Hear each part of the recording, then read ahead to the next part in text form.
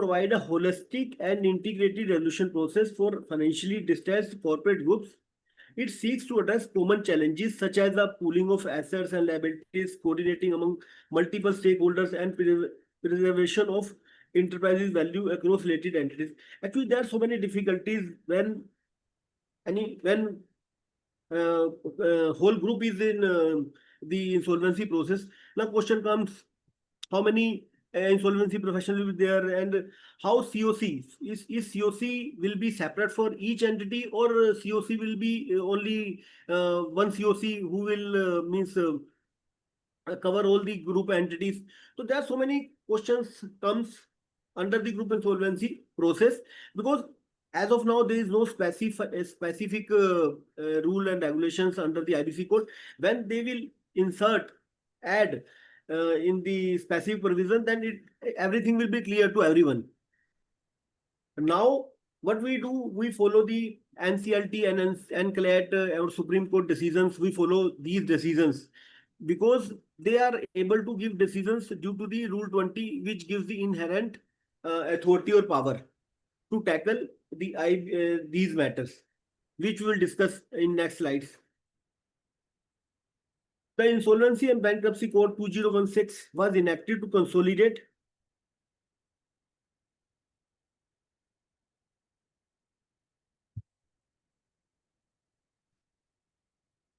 the Insolvency and Bankruptcy Code was enacted to consolidate and amend. What happened?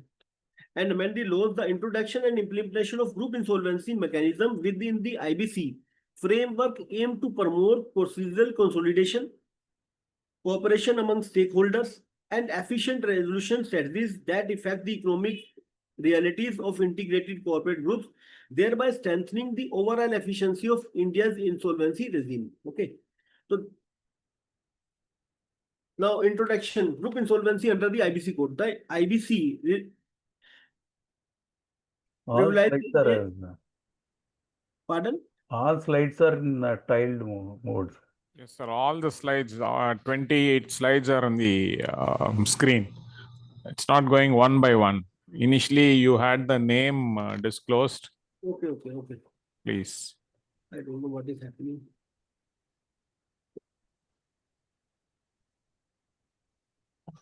Yeah, this is No. number one, sir. Number two. No, third, fourth. Introduction. Preamble was there. Now introduction is coming? Yeah, introduction, first slide is there. Okay. The IBC realized India's approach to corporate distress by introducing a time-bound and creditor-driven resolution process. However, its initial design focused solely on individual corporate debtors, overlooking the complexity of the insolvency with interconnected business groups. Actually, when this code was enacted, then the thought was this: the separate entity will go into the CRP process or into the liquidation. At that time, they didn't thought we will have to tackle the group insolvency. At that time, they have not considered the group insolvency under the IBC code. Group insolvency refers to the coordinated resolution of multiple entities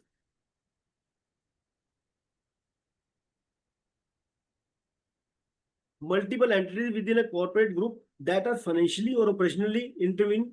In practice, the insolvency of one entity often impacts other in the group due to the shared assets, liabilities, guarantees, or management. Treating such entities in isolation can lead to fragmented proceedings, reduced assets value, and inefficient outcomes. Recognizing this gap, the IBC constituted a working group in 2019 to explore a framework for a group insolvency. Okay, now they are in the process of that working group committee is working on that part. Now they will finalize and introduce a specific provision related to group insolvency under the IBC code. To explore a framework for group insolvency, the group proposed mechanism like procedural coordination, joint hearing, and common resolution professionals to streamline the process. Judicial pronouncements such as in the Videocon and Edulus ARC versus sachet infrastructure cases have further laid the foundation for substantive consolidation in select scenarios. As India moves towards adopting global best practices, including unilateral model law on enterprise group insolvency, the development of a statutory group insolvency regime is both timely and essential. It promises enhanced value realization, reduced litigation, and a more holistic approach to resolving distress in complex corporate structures. Okay, when there will be a specific provision, it really will means reduce the time and reduce the litigation time, because right now what is happening, there is no clear cut means provision. Due to this, we are unable to manage means properly in the absence of the specific provision, because we are not clear what will be the process, how will we deal. Right now we are following the landmark cases.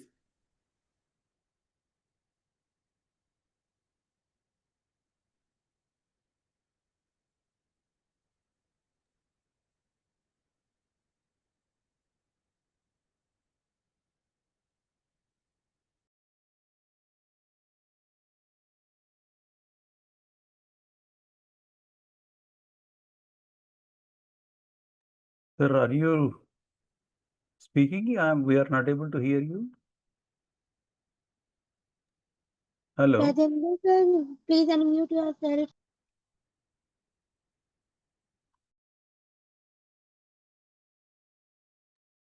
Rajinder sir.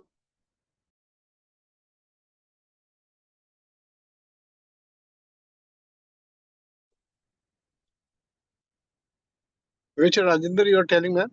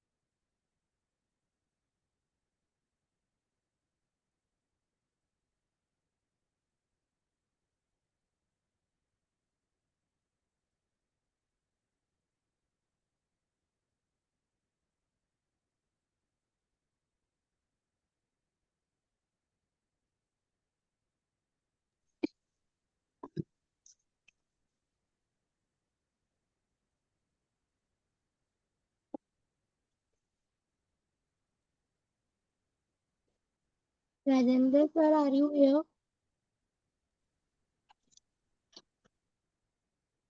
Which Rajinder, man?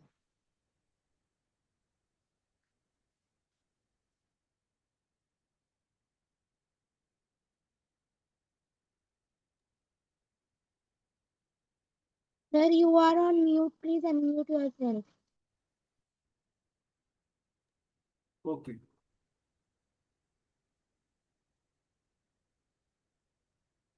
Okay, now am I audible? Yes, sir. Okay. Okay, definition: group insolvency under the IBC code 2016. Group insolvency refer to a coordinated legal framework for resolving insolvency proceedings involving multiple entities within a corporate group that are financially or operationally interconnected. Instead of Sir, the treating screen which you are following is not visible, sir. You are again gone to first one, where your name is mentioned.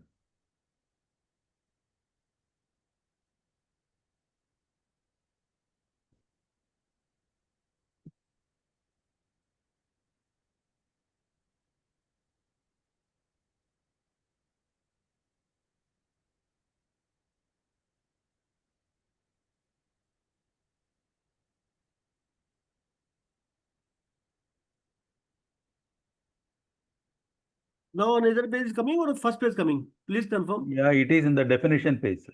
Okay.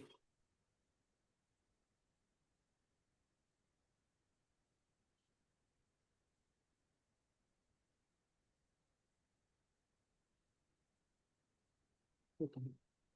Now, we will also understand actually what is the definition of the group insolvency under the IBC code. Group insolvency refers to a coordinated legal framework for resolving insolvency proceedings involving multiple entities within a corporate group that are financially or operationally interconnected. Instead of treating each entity in isolation, group insolvency enables procedural coordination, synchronizing timelines, hearing and resolution professional across group entities, substantive consolidation in select cases, pooling assets and liabilities to the group as a single economic unit, value maximization, enhancing recovery for creditors by leveraging shared resources and avoiding fragmented outcomes.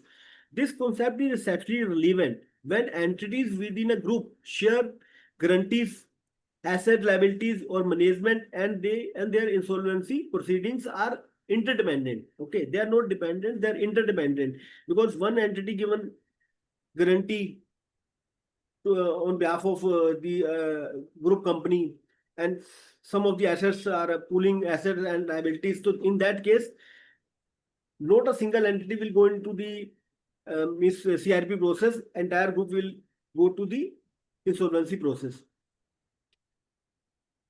And their insolvency proceedings are interdependent. Indian jurisprudence has recognized its importance through landmark cases via Videocon Industries Limited and Adless ARC versus Sachet Infrastructure Private Limited, even though the IBC doesn't yet contain explicit statutory provisions for group insolvency.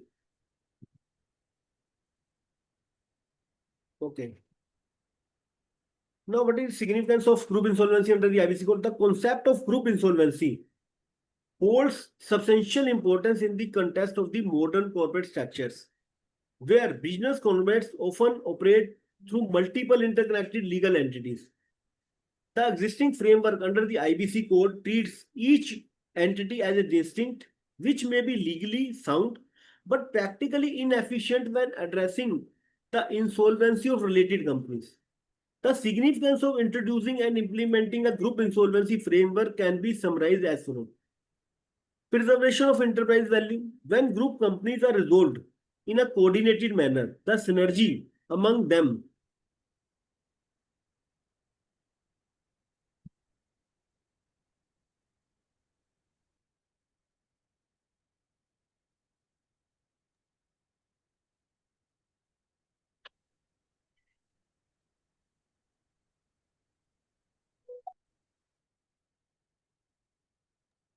Sir, you are not audible. I'm not audible. Yeah, no, right, no.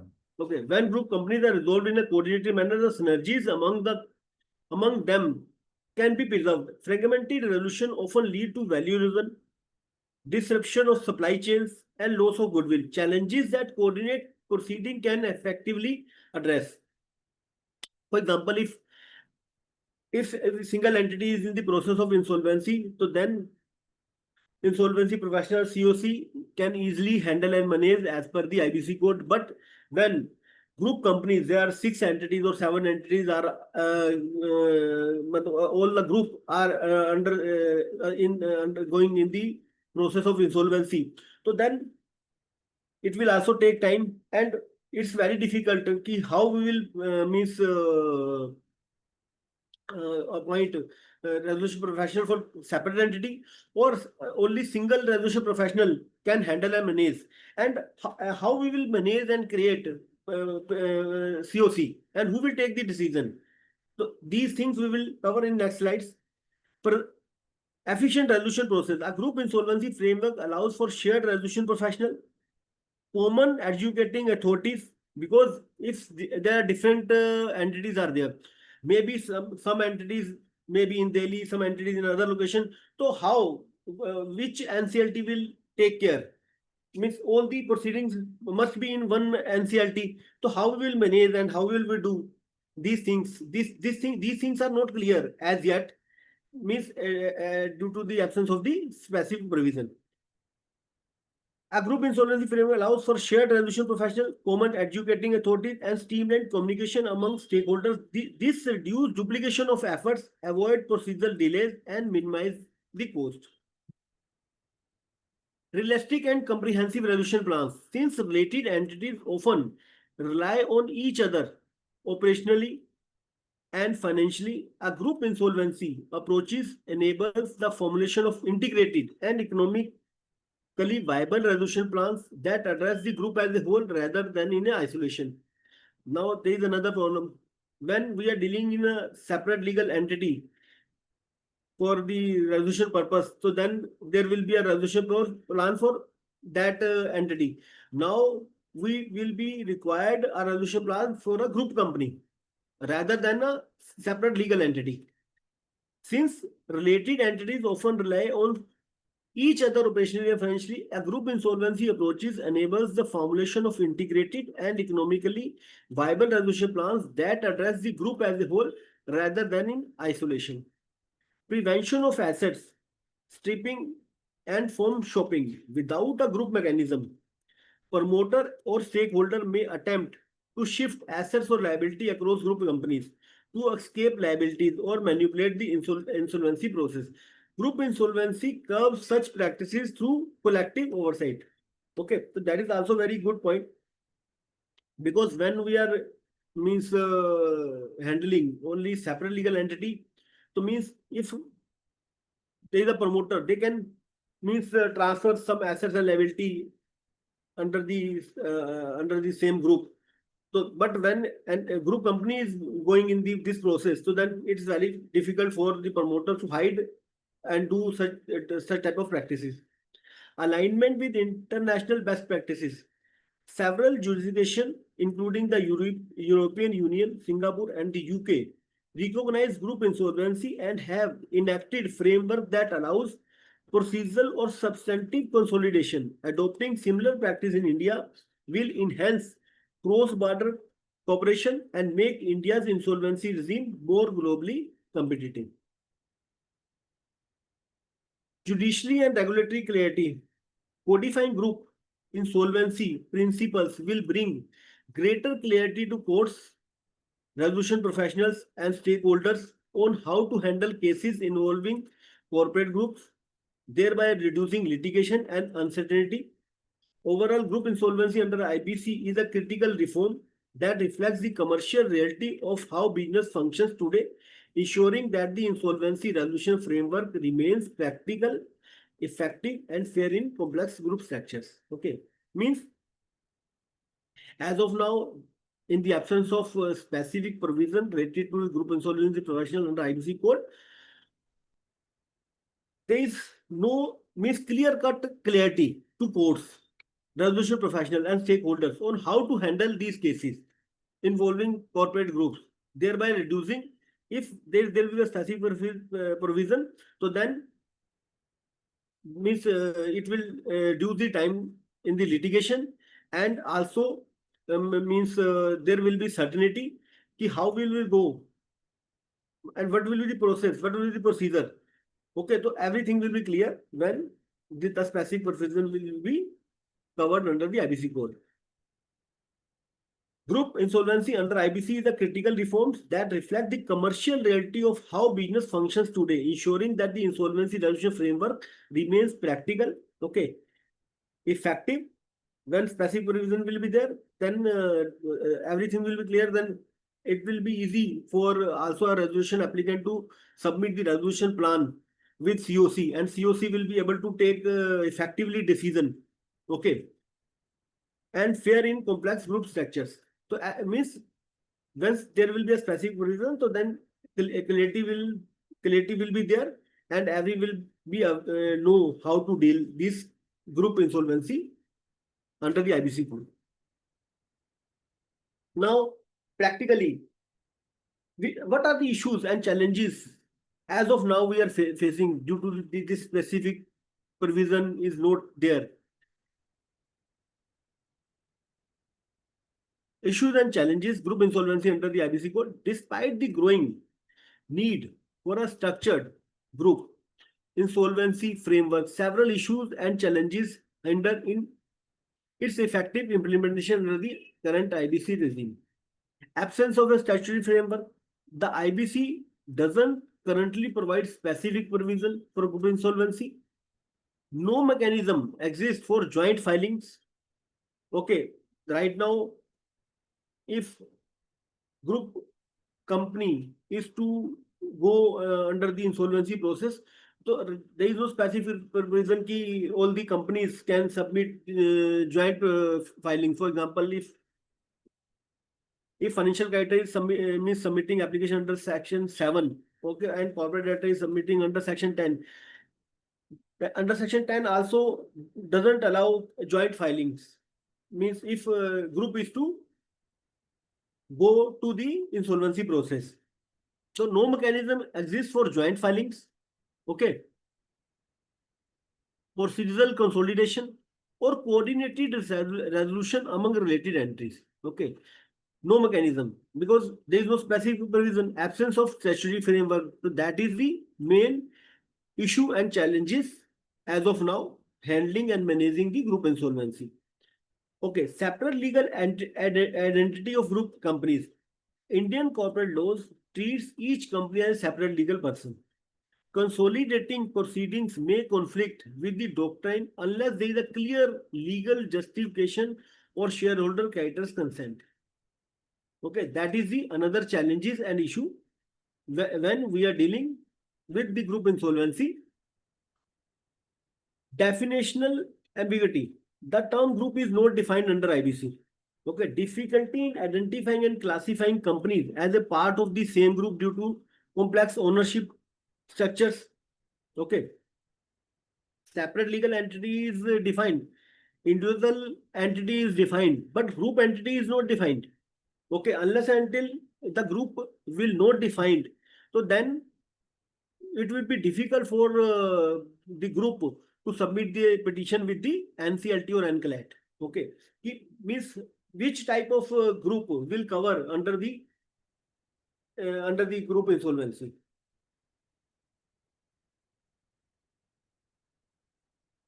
Another issue is jurisdictional conflicts. Group companies may fall under different branches of NCLT. Lack of coordination between terminals may delay or hinder collective proceedings. For example, if the group have more than 10 entities or 5 entities, one entity is in Delhi, another is in Mumbai, another is in Tamil Nadu. So then it's in the absence of the specific provision. So then as of now it's very difficult to take decision ki how group companies will submit the application. Right now all the individual entity will submit the application in the NCLT. Okay, so then they will move to the means particular NCLT. In this way, as of now we are handling, but there is no specific provision as of now ki under which, and for example, if there is a company having means turnover say 500 crore, okay, and financial creditor submit the application who have taken loan of say 500 crore, another company taken 10 crore.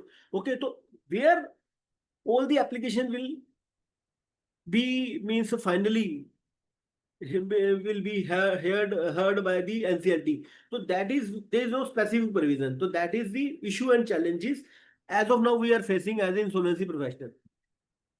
Group companies may fall under different benches of the NCLT. Lack of coordinating between tribunals may delay or hinder collective proceedings. When there will be a specific provision ki on which basis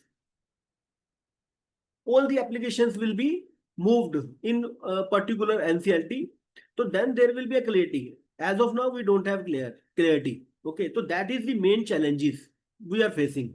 Okay, in the group company means insolvency. Risk of creditors prejudice. Creditors or solvent companies may object to being grouped with heavily distressed affiliates. Risk of cross contamination of liabilities leading to unfair treatment and dilution of recoveries. There is also, for example, the major group companies in Delhi.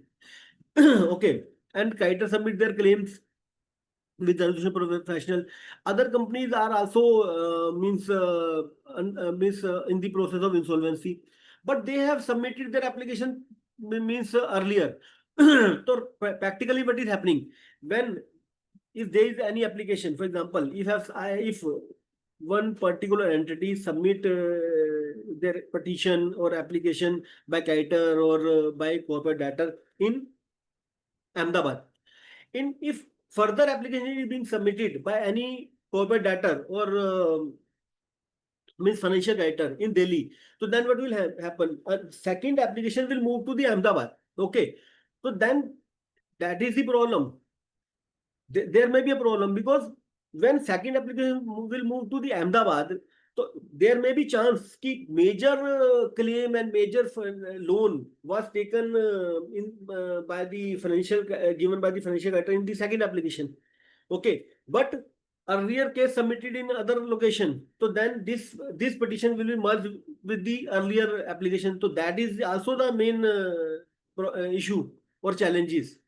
Okay, and in that case, Kiters will not satisfy because if I have given loan to the company which is in Delhi, okay, financial guider, so I can means here attend the NCLT in Delhi. If my application will move to the another place, so then financial guider will have to go to that place. It will be difficult for also a Miss Kiter. So that is the also a main issue and challenges in the due to the note we have a specific provision of the group insolvency. This of Titus prejudice. Title or solvent companies may object to being grouped with the heavily disturbed affiliates, risk of cross contamination of liabilities leading to unfair treatment and dilution of recovery.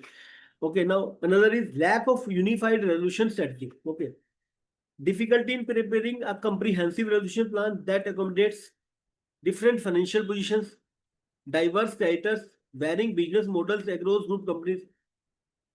That is also a main issue and challenges. For example, if one company is in textile industries, another company is in means construction, third company is in the manufacturing, okay, another company is in another sector. So then it's a little bit difficult to submit a resolution plan for a group company.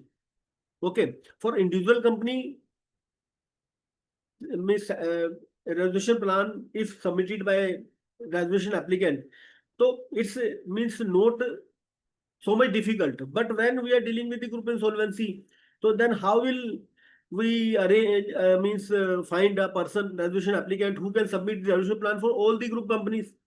So that is also a problem because all the companies may have a different financial position. They will have a different type of creditors. The business model is also a different across group companies. So that is also very big issue and challenges. Okay, for resolving group companies. Okay, so means for that purpose, there must be a specified provision under the IBC code. Okay, now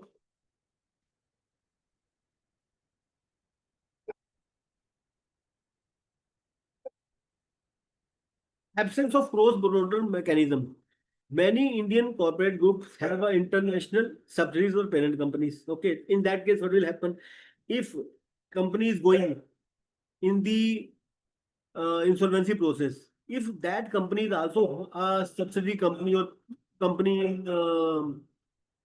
means in for foreign, okay, because we don't have a cross-border means any provision. So many Indian corporate groups have an international subsidiary or parent company. India has not yet adopted unilateral model. Okay, on cross-border insolvency, limiting coordinated global resolution. So that is also a issue and challenges. Okay, how to manage and how to tackle this type of means companies when these type of companies are going in the group insolvency.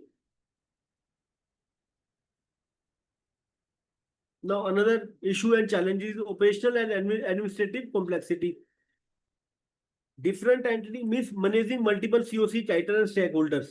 Okay, means if there's a group company is in the process of insolvency, so then do we need a multiple COC, separate COC for means each separate entity?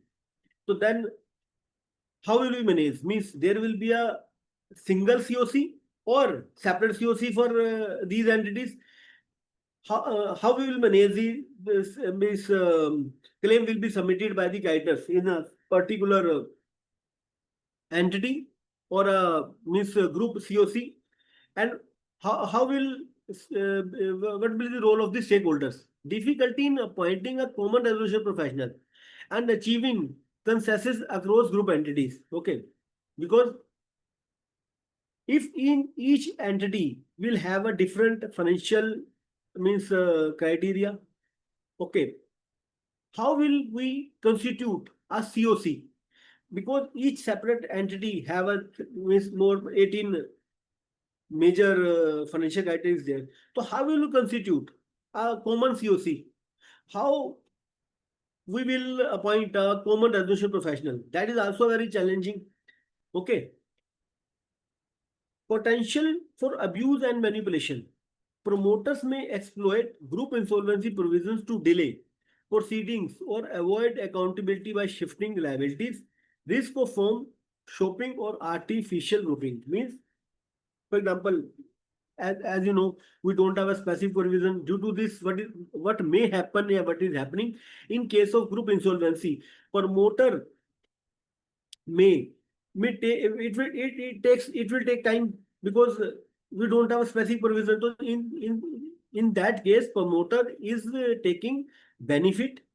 Okay, um, for this situation, because the group insolvency provision is not there. So in that case, means in legal cases taking very much time. Judicial uncertainty and inconsistency. In the absence of legal clarity, decisions of group insolvency are made case by case. Lack of uniform standards lead to inconsistent outcomes and legal uncertainty. That is also very important point for the purpose of group insolvency. For example, if there is a group insolvency, NCLT will take decision, okay, and it will take decision, okay. There may be chance of inconsistency because due to the there is no specific provision.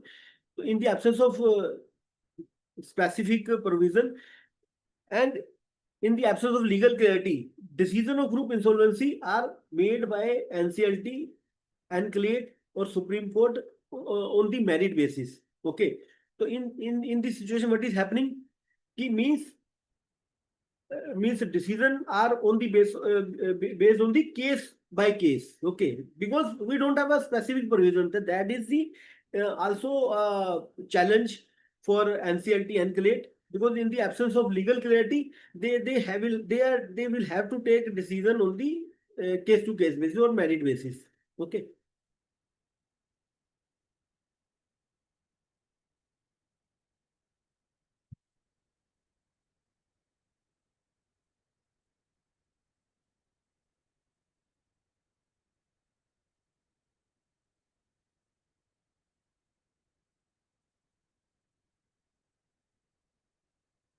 The lack of codified group insolvency framework under the IBC possesses serious legal and procedural hurdles for the effective resolution of financial interconnected corporate groups. India must develop a robust, transparent, and equitable system, possibly inspired by international best practices to balance legal separateness with economic interdependence. Okay, so means for the effective resolution of financial interconnected means group companies, India will have to develop a robust and transparent system. Means we will have to define specific, unique provision under the IBC code so that group insolvency process can be handled and managed efficiently in transparent manner and equitable manner. Okay, and due to this, there will be a clarity in terms of legality.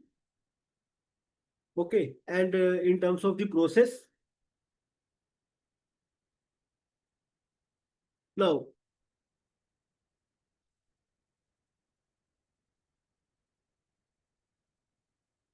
we will discuss what are the recent amendments related to the group insolvency under the IBC 2016. Means on time to time, there are a lot of amendments done under the IBC code. Okay. And group insolvency is also in the process. And soon this amendment will be done. But what are the amendments already done and what are in the process? So we can discuss and understand. Although the Insolvency and Bankruptcy Code 2016 currently doesn't contain express provision on group insolvency, significant recent development and proposed amendments indicate the government's intent to formally introduce a legal framework for group insolvency in India. Okay.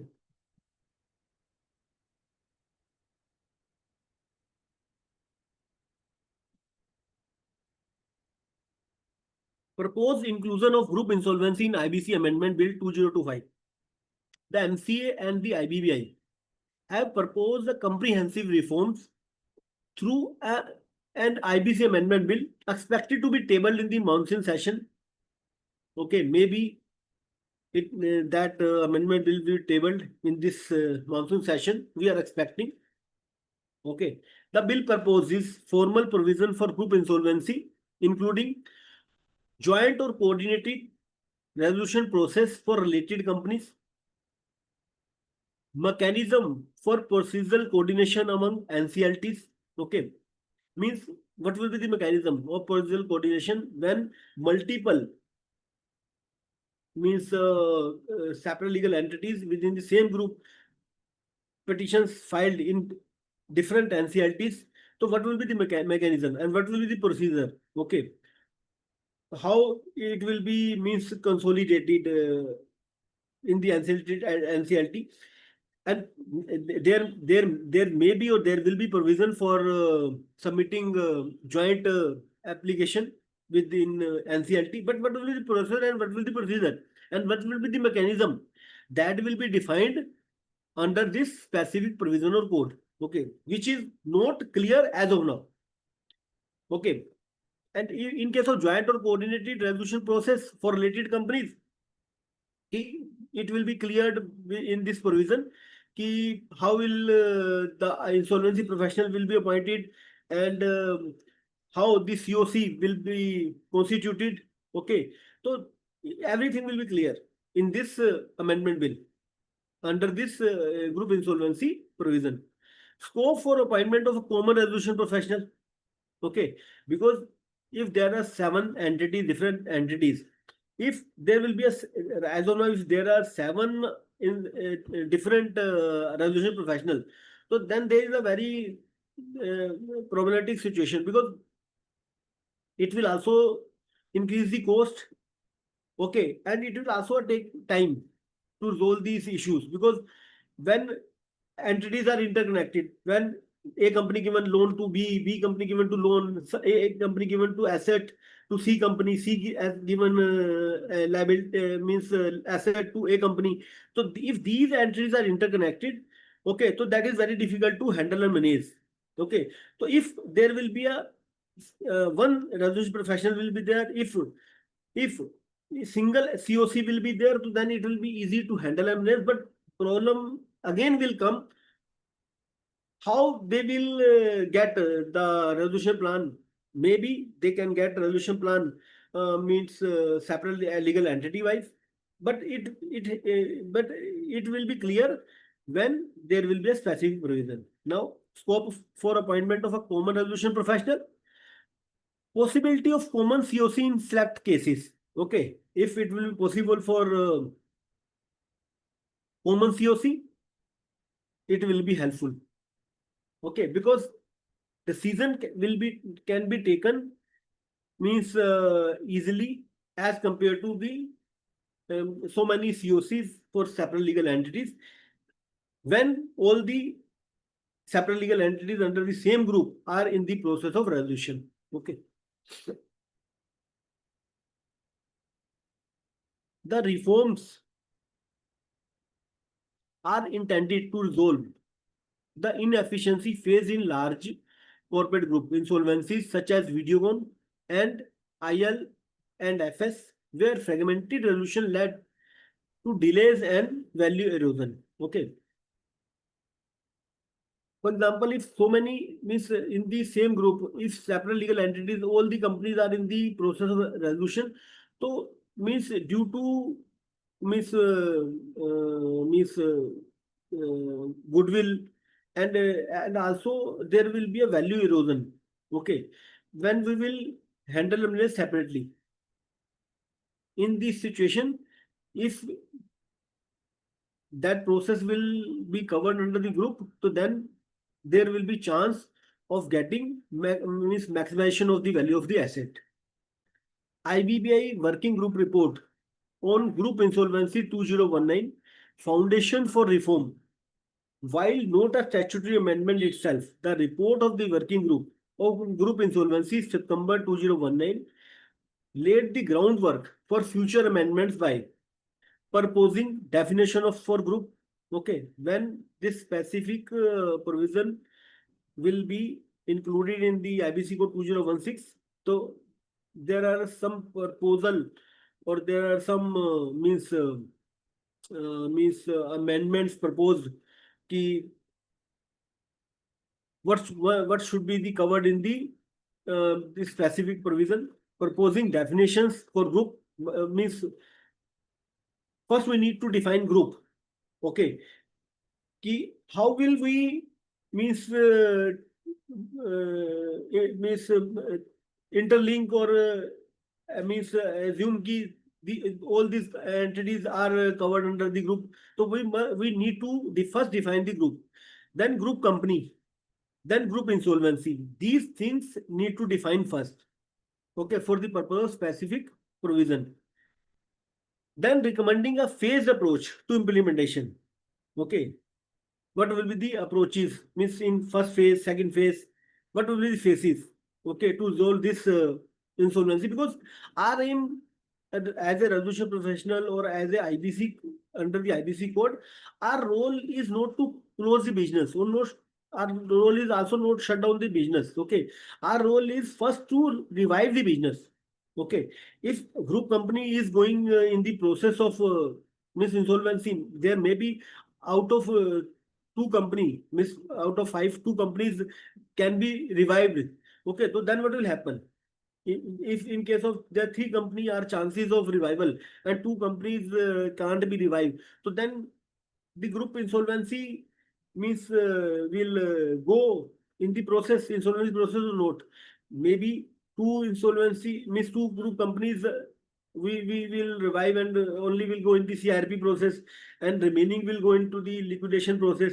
So these things will have to handle and manage when we will define the process and mechanism, and also we will define what will be the phase. Okay, so that's why we are discussing. They have given the proposal recommending a phased approach. Okay, in phased approach means there may be a phased approach ki all companies will go into the CRP, only two company means what will be the mechanism in the phase approach? They need to clear cut mention the process, mechanism, each and everything under this specific code. Phase 1 procedural coordination, no substantive consolidation. Phase 2 may be possible pooling of assets and liability in specific case. Okay, so these can be means segregated in phases, phase 1, phase and 2. This report forms the basis for the pending legislative amendments.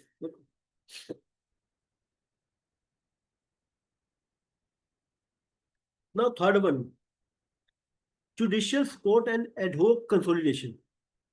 Although not a formal amendment, Indian courts have started allowing limited procedural coordination in certain cases. For example, State Bank of India versus Videocon Industries Limited. That is a landmark judgment given by the Honorable Court. And after this case, means in case of group insolvency, so this case is followed. Okay, for the purpose of group insolvency. The court permitted consolidation of 13 group entities, CRPs due to deep financial and operational interlinkages These ad hoc decisions reflect judicial recognition for the recognition of the need for group insolvency provisions, but also highlight the absence of a consistent legal mechanism. Okay, means in judicial support and ad hoc consolidation.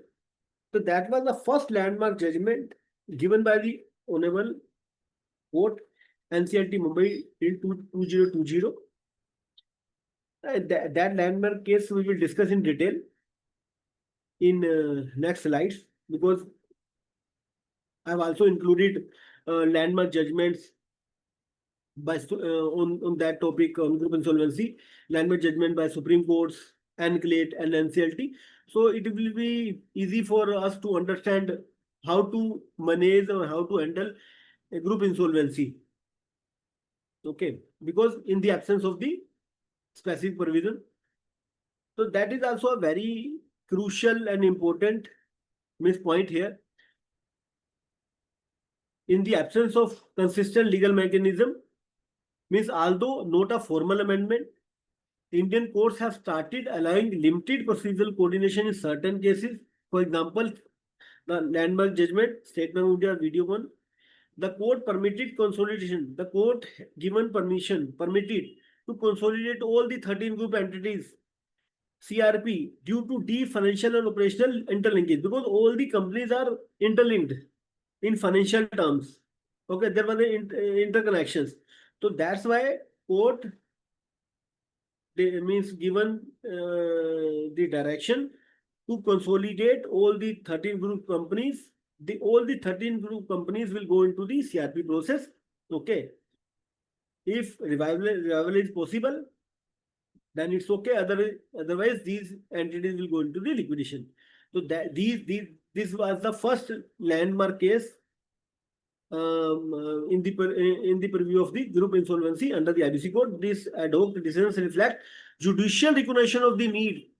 Okay, judicial recognition of the need for group insolvency provisions, but also highlight the absence of a consistent legal mechanism. Okay, that is also clear cut defined, and there is no specific provision also highlighted, and the absence of this specific provision and absence of consistent legal mechanism. So that decision was taken by the Honorable NCLT court. Now, fourth one is cross-border and group insolvency linkage. IBC Amendment Bill 2025 also proposes. Okay, these are all the mainly purposes to introduce a cross-border insolvency framework based on unilateral model law, which may include group-wide cross-border coordination, enabling India to participate in international group insolvency cases. Okay, maybe because right now we don't have that provision. So, for example, if any foreign country, another country, if there is a company, that foreign company is under the insolvency process, okay, and they have the subsidy in India, okay, so then how will they tackle if the main parent company is in the outside, and if parent company is in insolvency position and that company will go into the liquidation as per the foreign law and the another country, so then subsidy, how will we manage the subsidy? Okay, because in the absence of that law, we are unable to manage. So that's why they are in the they have given the proposal to include the cross-border and group insolvency linkage. So then we can also deal with cross-border group insolvency cases or matters. Okay, as per the IBC code 2016. Now we will understand what is the current status. Current status expects statutory group insolvency provision status not yet enacted. IBC Amendment Bill 2025 proposed pending in Parliament. Cross-border group coordination, okay, to be introduced via model law. Judicial interpretations, ad hoc, case specific. Okay, we have already discussed right now what is happening. We are means dealing all these matters, okay, on judicial adjudicating authorities are dealing these matters on ad hoc basis and case to case basis, okay, on merit basis or case to case basis, okay. So that and in further cases we are following the landmark cases, okay. As of now this is happening because, as you know, we don't have any specific provision, okay. When a specific provision will be there, then we will go as per the specific provision. Regulatory guidelines awaiting post amendment rules. So this is the current status. These are the aspects, and this is the as of now status. Okay. Conclusion: while India's IBC currently doesn't provide any explicit legal framework for group insolvency, major reforms are underway. The IBC Amendment Bill 2025 is expected to introduce clear procedure for group insolvency resolution, which will significantly improve the resolution process for larger business conglomerates. Okay, means IBC bill, amendment bill is in the process, and we are expecting very soon it should be tabled in the parliament. Okay, and this is pending in the parliament. Okay, and proposed bill is also means then it will be tabled and passed by the parliament. So then we will have a specific provision related to group insolvency and cross border group coordination related provision we will have. Okay. So okay, now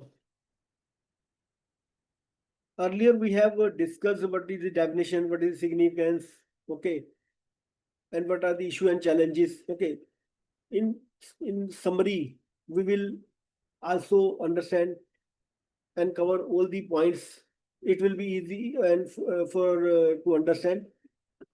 Group insolvency harnessing synergies. Okay.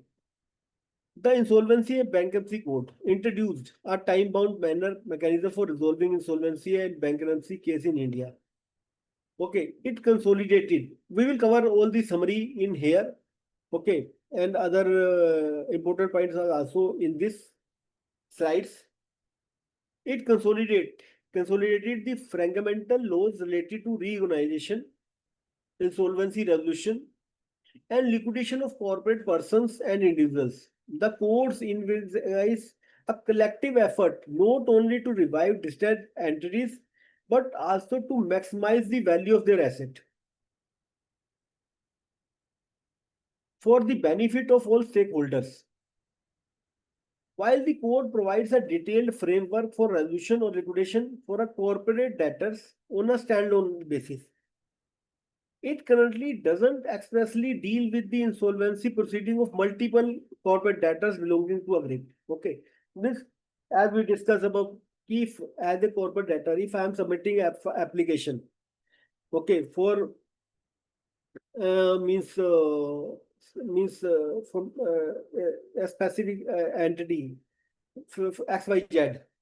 Okay, under section 10, I am submitting application. Okay, so on standalone basis, I can submit application. Okay, but if I want to submit application for XYZ, ABC, and MN and Z, three entities. Okay, all the three entities, if I want to submit the joint application with NCLT, it's not possible because currently we have a standalone basis. We can submit the application on joint application.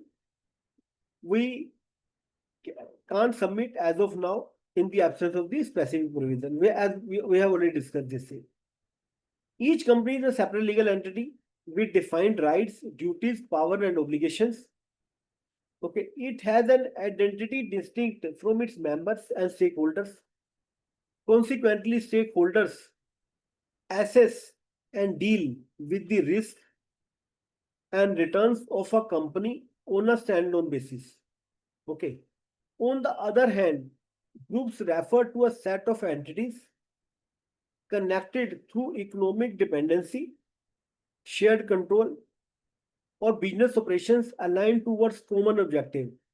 Means on the other hand, group means group refer to a set of entities connected through economic dependency. Okay, so we can define group if that group is interconnected. Okay, entities connected through economic dependency. If there is economic dependency is there, if shared control or business operations aligned towards common objective. Okay, so we can define group connected through economic dependency if shared control means same group of persons are controlling the entities, shared control or business operations aligned towards common objective. So that entities will covered or will be considered and should be assumed as a group. Okay. In the current global and domestic environment, business are often conducted through group structures. This can result in financial position of one group company affecting others. Okay, leading to defaults within multiple entities, a situation referred to as a group insolvency. Means this is also very important. This can result in the financial position of one group company affecting others. Okay, leading to defaults within multiple entities. A situation referred to a group insolvency. There are two things. Result. This can result in a financial position of group entity affecting others. Number one, leading to defaults in multiple. Means default maybe default in multiple entities. And first situation is if financial position of one company affecting to the another company. A situation referred to as a group insolvency. So these group means will be this is the situation and referred as a group insolvency. Now, through this code doesn't explicitly provide for such situations, the adjudicating authority has on various occasions attempted to consolidate insolvency resolution process of related companies. Okay. Because this code doesn't explicitly provides for such situations, the adjudicating authority has on various occasions attempted consolidate insolvency resolution process of related companies. Okay, code doesn't explain it. Okay, see here.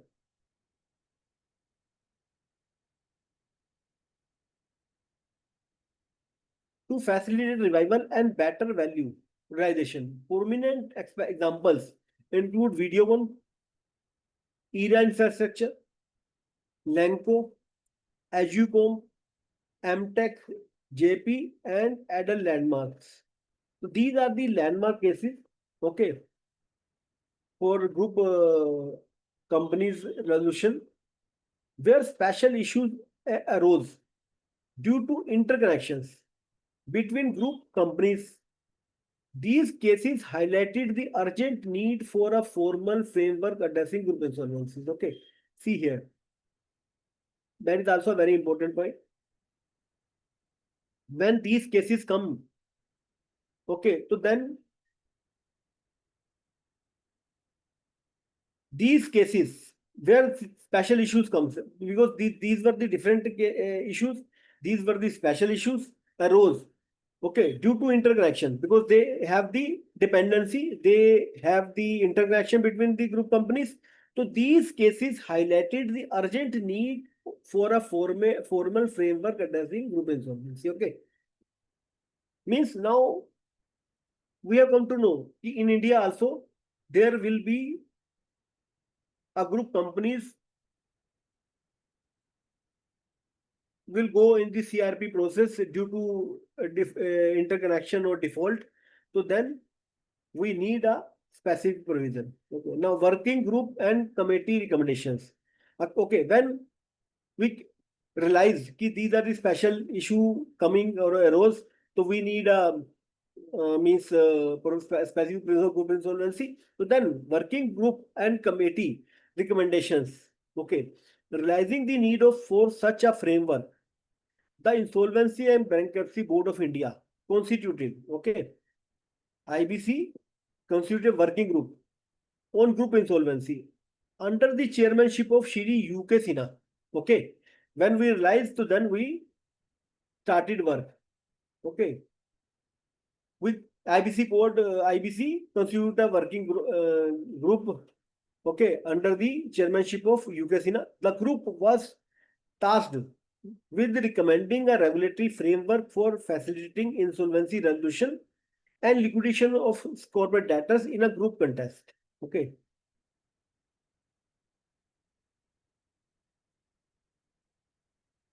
Now, subsequently, the Cross-Border Insolvency Rule and Regulations Committee was constituted by the Ministry of Corporate Affairs under the chairmanship of Dr. K.P. Krishna. Okay, see here. First working group committee formed by the IBC code for the purpose of group insolvency. Okay, provision.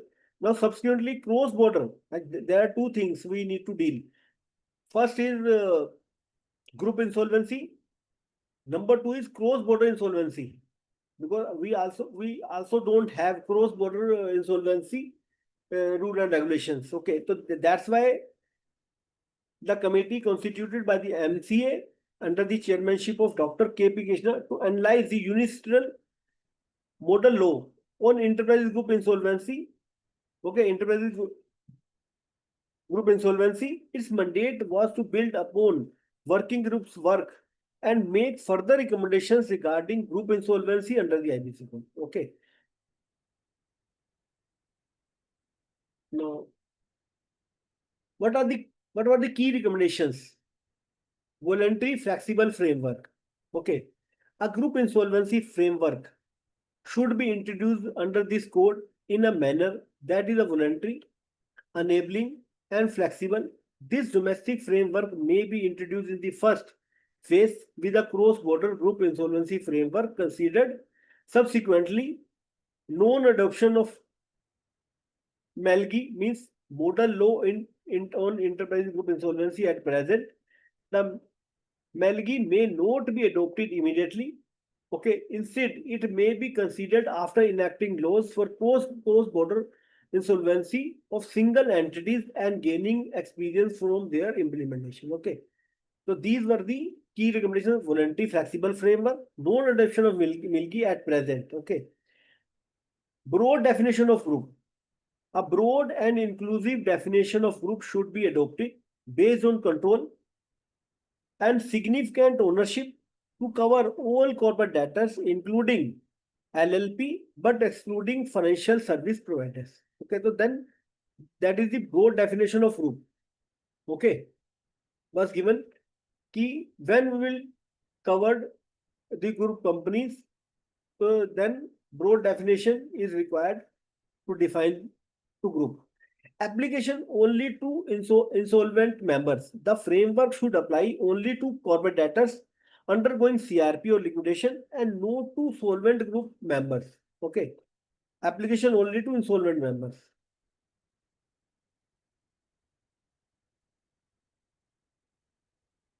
Common adjudicating authority and insolvency professional. All proceedings of corporate debtor in a group should be heard by the same adjudicating authority.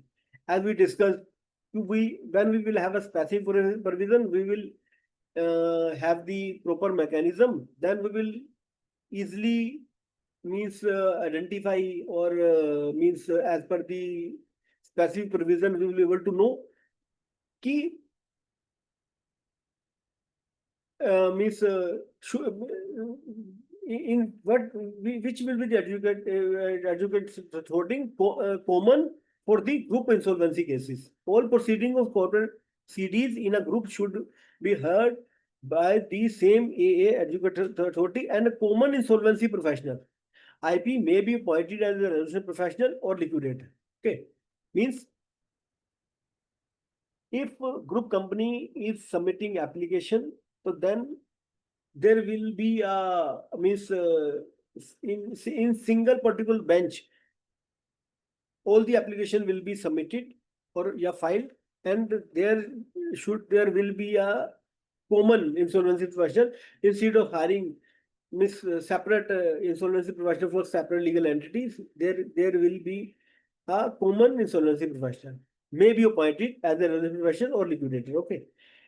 Cooperation among a COC and IPs, Committee of Creditors and IPs, Committee of Creditors and IPs of Group CD should be mandated to cooperate, coordinate, and share information. A Group COC may be constituted with appropriate representation from each COC from procedural coordination. Okay.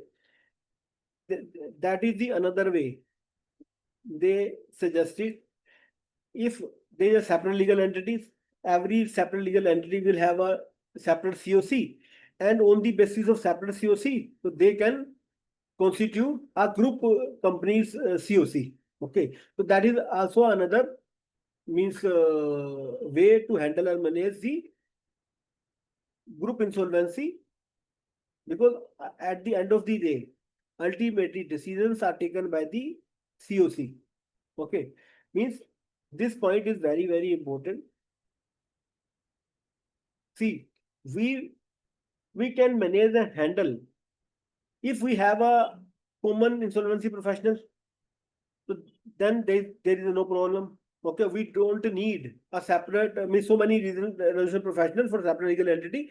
If there will be a one resolution professional, common resolution professional, so it will work. Okay, now the main role is insolvency process is Committee of Creditors, because all the decisions are taken by the COC. Committee of Creditors and IPs of Group CDs should be mandated to cooperate, coordinate, and share information. Okay. A Group COC may be constituted with appropriate information from each COC for personal coordination. Okay, that is very important. Okay. Substantive consolidation, future consideration. The pooling of assets and liability, substantive consolidation may be considered at a later stage based on evolving jurisprudence and practice. See in above cases, in cooperation among COC and IPs, in this situation, what will happen? If we have a different COC, so then resolution applicant easily file the resolution plan for separate legal entities. Okay, so ultimate decision will be taken by the COC. Okay, but if there will be a group COC, okay, maybe group COC member can be same member can be means from separate group entity, means if there is a separate legal entity XYZ and there say COC members are means 18. Okay, 18. So see, we can have 6 COC member from A company, 6 COC member from 2 companies, 6 member from C company. So then group COC will decision will be means final decision and will be bind on the all individual COCs. So then it will be good. In this way, the value of the value of can be maximization of the assets of the companies can be done. So that will be really very helpful. In this way, we will be able to manage and handle the group insolvency efficiently or effectively. The pooling of assets and liabilities may be considered at a later stage based on involving jurisprudence and practice. Need for coordination and synchronization. The working group and CBIRC reports provide the blueprint for group insolvency framework in the India. The proposed framework aims to enhance information symmetry, facilitating information exchange between stakeholders of different companies. This in turn would lead to a more accurate assessment of viability and improve chances of successful resolution. Experts have recommended that clear guidelines should be laid down such that where defaults occur in interconnected entities with common characters, the insolvency process may be initiated jointly with a common IP. Okay. See, the insolvency process may be initiated jointly with a common IP. Okay. That is also important. Means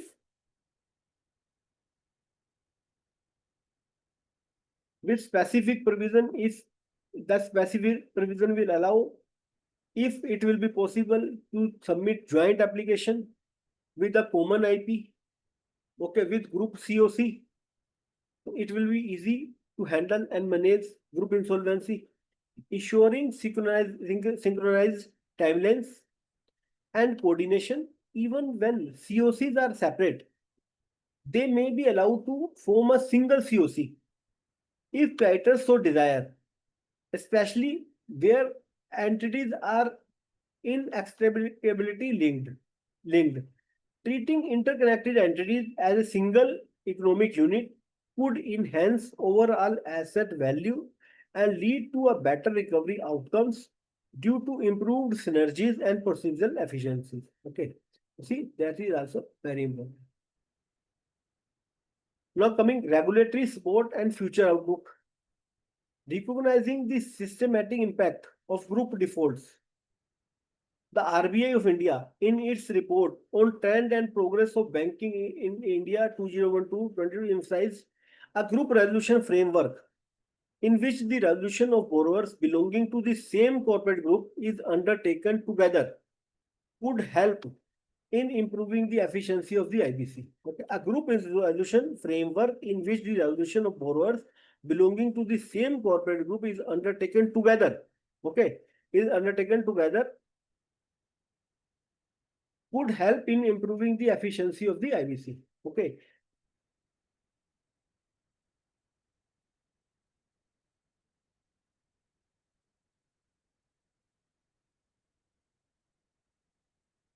Means in RBI report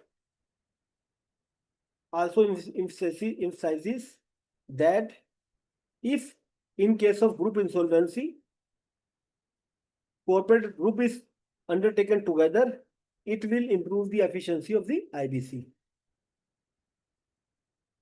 Given the IBC is relatively new and continues to evolve, several amendments have been made to ensure its relevance and effectiveness. In line with the MCA on January 18, 2023, released a consultation paper proposing amendments to incorporate a domestic group insolvency framework into the code. Okay.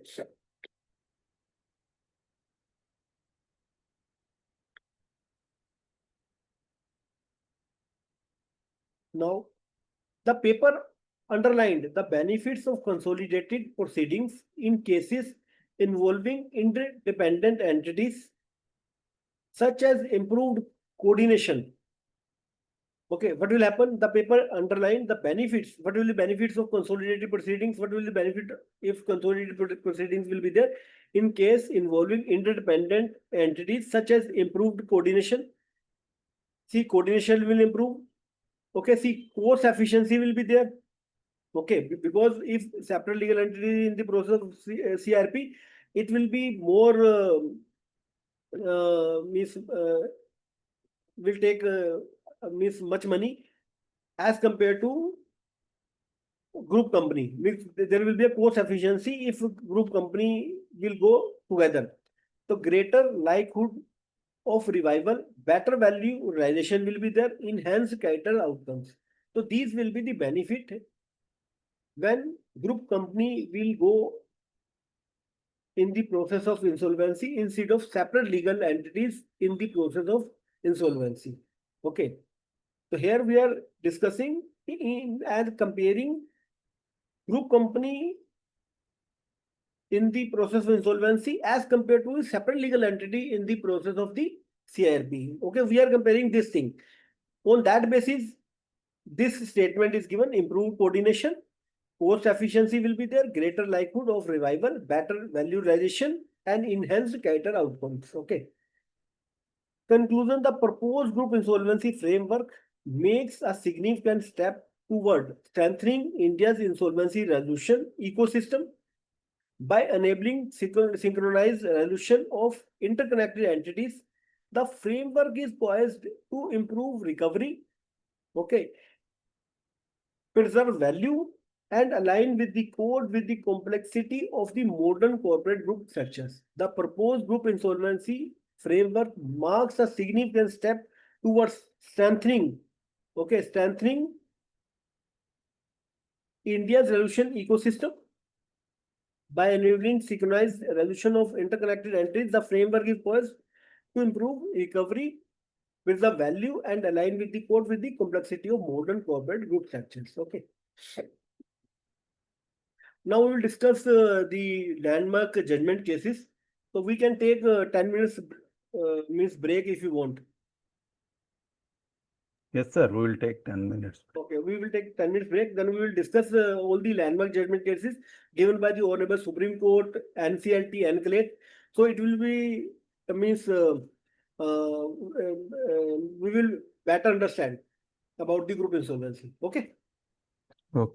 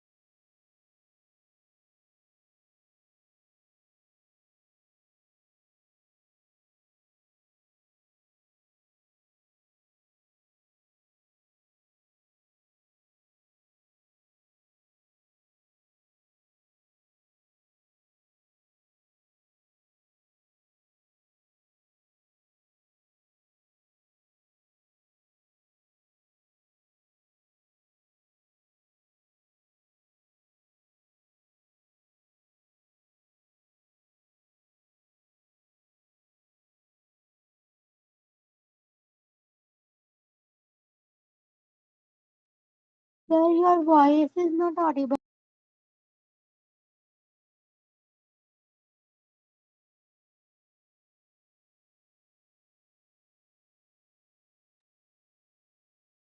Hello, Anjali, are you saying something?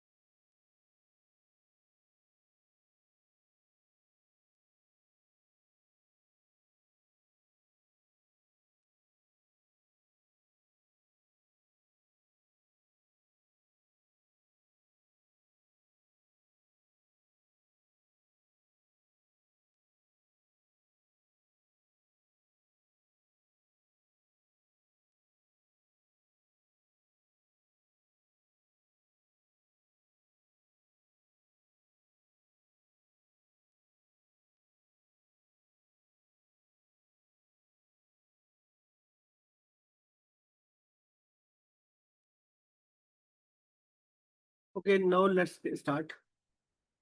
Okay, now we will discuss Supreme Court judgment in the landmark case State Bank of India versus Videocon Industries Limited.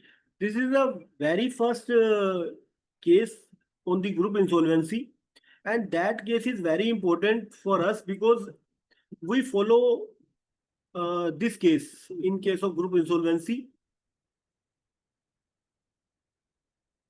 State Bank of India versus Videocon Industries Limited and others. Court was NCLT Mumbai bench.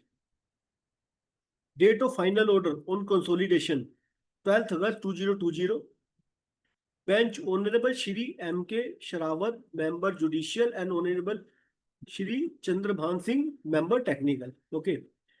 Brief background. Videocon Group had 15 companies under common control and management by Vinu Gopal, Doot and family. In December 2017, the SBI filed CRP against Videocon Industries under Section 7 of IBC. Okay, as if under financial guidance and Section 7. Later, CRP was initiated against 14 other group entities as they defaulted on loans independently. Lenders and resolution professionals applied for consolidation of all CRPs into a single group insolvency process.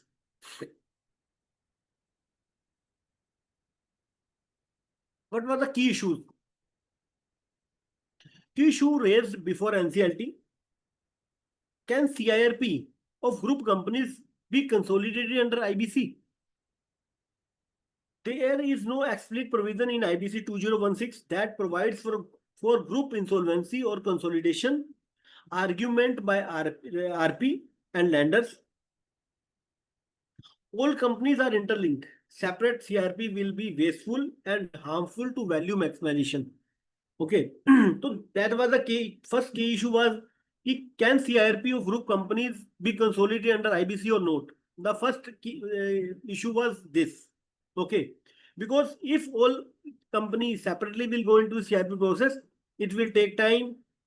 Okay, and there will not be a maximum value, maximum valuation value of the assets, because that is the core objective of this code. Value maximization of the assets. Okay, when any company is in the CIP process, that is the core objective. Now, in this, what will happen if individual separate legal entity will go into the CIP process, then it will be harmful to value maximization. Okay, so that this thing will defeat the core objective of the IBC code. So that's why it was asked, it was requested ki, can CRP of group companies be consolidated under IBC code for the purpose of value maximization of the assets? Okay. Now, counter argument, each company is separate legal entity. The law doesn't allow such consolidation. So that was the counter argument given. Issue 2, are Videocon group companies financially and operationally interlinked? Shared promoters, assets, operations, and cross company transactions. Okay. Second question was this key. Videocon group companies are financially or operationally interlinked or not. If they are not interlinked, so then they will not come in the purview of the group company. Okay. If they are interlinked, okay, and common objective, so then these companies will come under the purview of group company. So it was found the share promoters, assets, operations, and cross company transactions, common lenders, and similar claims and securities, cross default clauses in many loan agreements. Okay. So now third issue was, would consolidation help in value maximization? Okay. If consolidation for the purpose of group insolvency will value maximize the asset of the group company or not? If it will value maximization of the assets, so then the decision can be taken. If it will not increase or add value maximization of the assets, so then there is no need to go as a group insolvency. Avoid duplication of work by 15 RPs and 15 COCs. If all the 15 companies will go in the means resolution process, so then group company will have 15 RPs, 15 COCs. Okay, so The duplication work will be there. Coordination will be an issue. Okay. And value maximization will not be possible. Goodwill is already on the stake. So there are practically so many challenges are there. So single resolution plan improves chances of revival. For example, if group companies are interlinked, same objective. If, for example, if in same business, more or less same business, so then then resolution plan submitted by resolution applicant will be good for the group companies. Okay, enables a holistic view of assets and liabilities. So that was the third main issue, core issues. Fourth main issue was what is the legal basis for consolidation when IBC is silent? Okay, because as we have discussed earlier, we don't have a specific provision related to group insolvency. The issue was this: ki IBC is silent on that part, because silent on that part means we don't have a specific provision to deal with the group insolvency or cross-border insolvency. So then, can NCLT rely on the inherent power, Rule 11 of NCLT rules, to fill gaps? Okay. Can Indian law follows universal legislative guide on group insolvency? Because as we discussed, we are in the process of add these two specific provisions. So now decision was given by NCLT, allowed substantive consolidation of 13 company CRPs, approved consolidation of CRPs of 13 out of 15 group companies, excluded K Limited and Evans Fraser due to insufficient linkage evidence. Okay. The Honorable Court note found interlinkage of 2 companies among the 13 companies. So that's why the Honorable Court excluded these 2 companies. Okay. Now appointed a common resolution professional for all consolidated entities, directed formation of joint COC. Okay. So that was the decision given by the Honorable NCLT Court. Out of 15, 2 companies will not be included in the for the purpose of resolution process. Only 13 companies will go in the resolution process as a group insolvency. Okay, and there will be a common resolution professional and there will be a common COC. Okay. So that decision was given by the Honorable NCLT Court in this landmark judgment. Okay. This judgment is really very critical and crucial, which guide us how to handle and manage the group insolvency. Okay, so that judgment is followed in another cases, because that was the first landmark case in the group insolvency process. Now, what was the key judicial observations? Principal NCLT observations. Functionally unity. Companies operated as a single economic unit under same management. Okay, that was the functional unity. Companies operated as a single economic unit under same management. Okay, so that is also very important. Companies operated as a single economic unit under the same management. Commingling of funds. Forensic audit showed funds were moved across group companies with no proper documentation. Okay, so that means there was a very much interlinked between the companies, because when forensic audits showing funds, assets and liabilities are moved in group companies with no proper documentation, or with proper documentation if also happened, so then it means there is a linkage between the companies. So in that way, companies will be considered as a group company, and all group will have to go under the group insolvency resolution process. Common debt and security, same creditors, cross guarantees, common charge over assets. Okay, that was the also another point in this case. Fundamental transactions promoters use multiple companies to divert funds and inflate debt. Okay. So these are the main points which are considered for the interlinkage between the companies. IBC purpose. Objective is value maximization. Fragmented CRPs would cause delays and diminish recovery. Okay, means if separate entities will go, then it will take time. Okay, and also reduce the value of the assets. If in consolidated manner, so assets value maximization will be more. Okay, Rule 11 powers. NCLT can use inherent power for justice and avoid multiplicity of proceedings. So that is also very important. Okay. See, NCLT can use, for example, in the absence of any specific provision,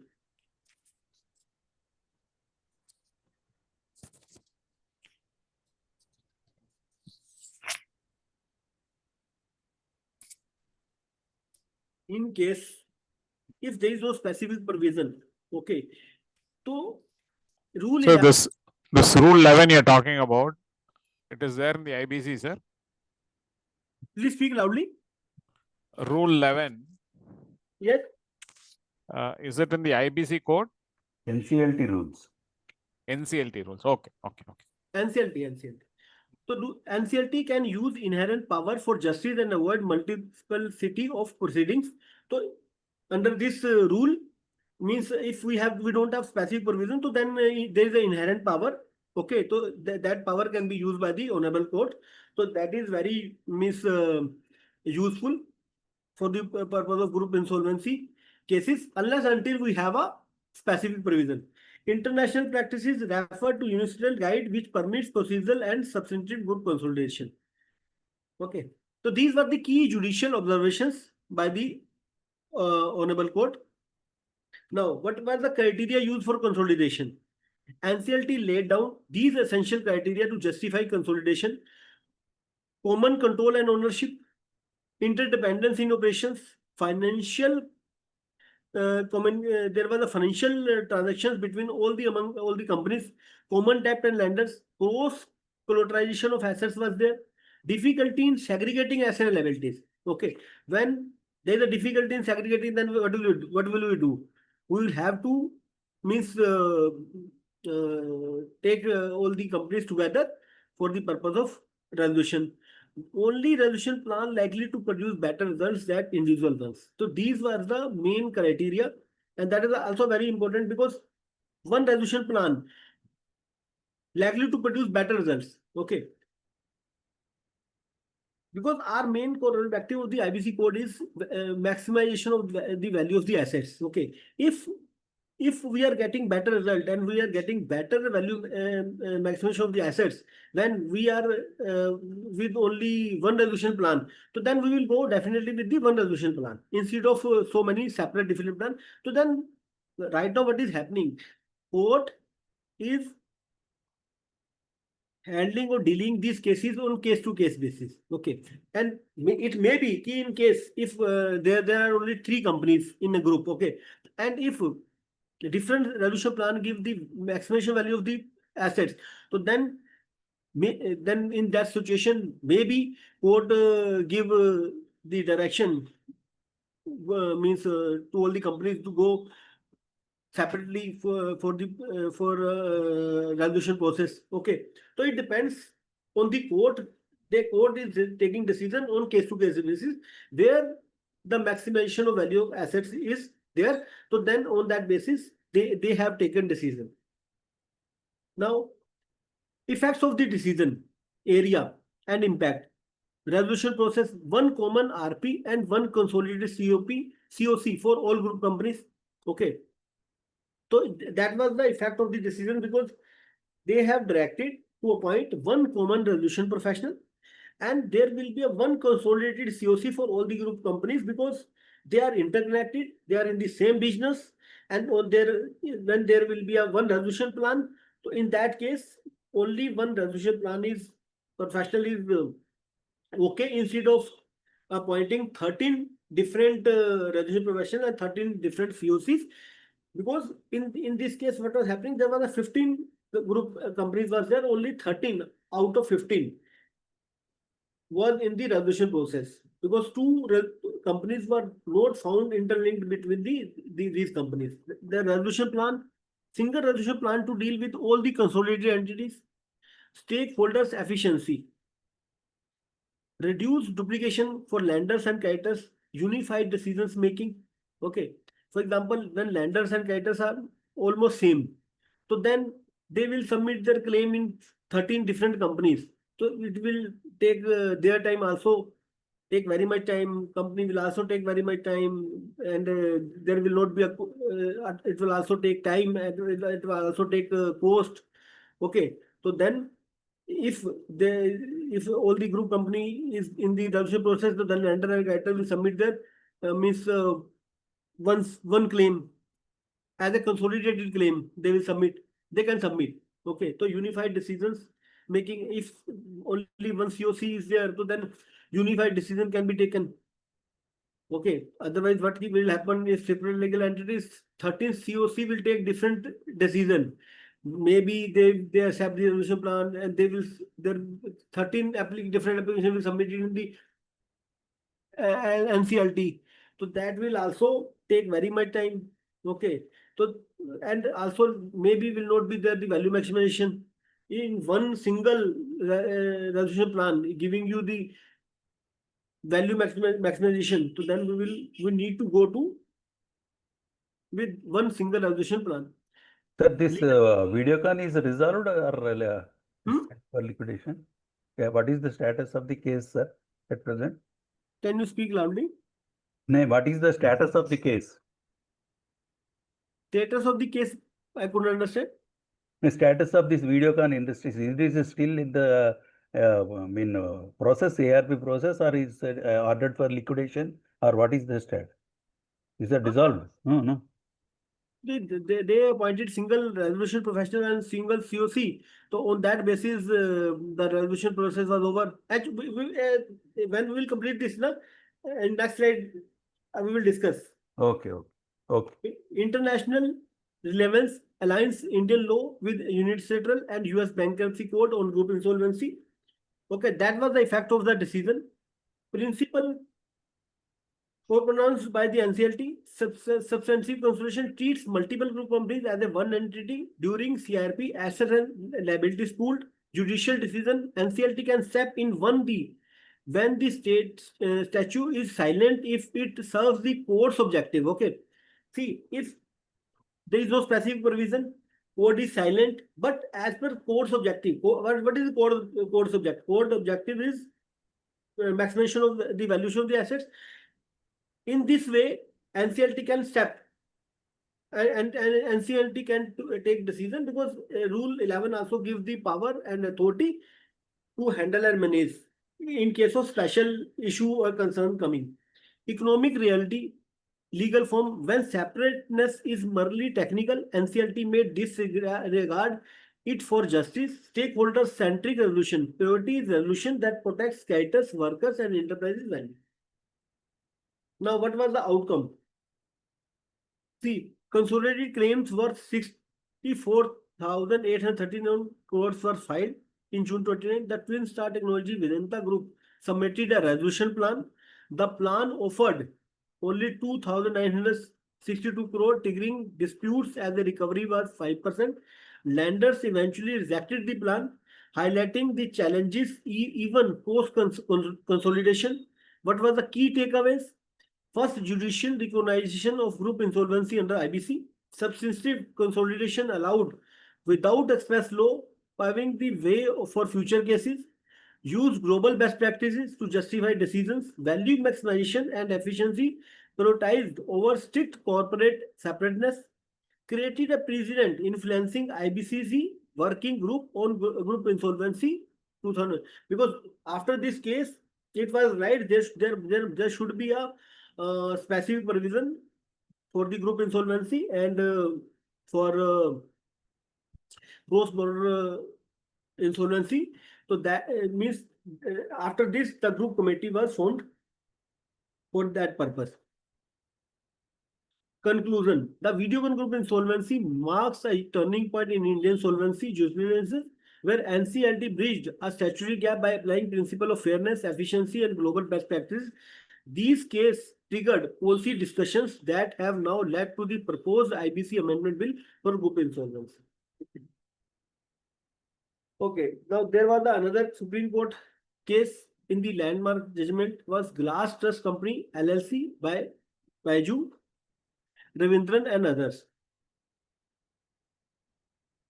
Supreme Court landmark judgment in Glass Trust Company LLC by Jules Ravindran and others, which clarifies critical group insolvency related principles under the IBC.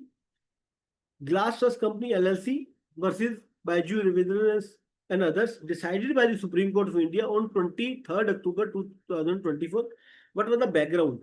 Think and Learn Private Limited entered into a team sponsor agreement with the BCCI, owing 158 crore for sponsorship dues.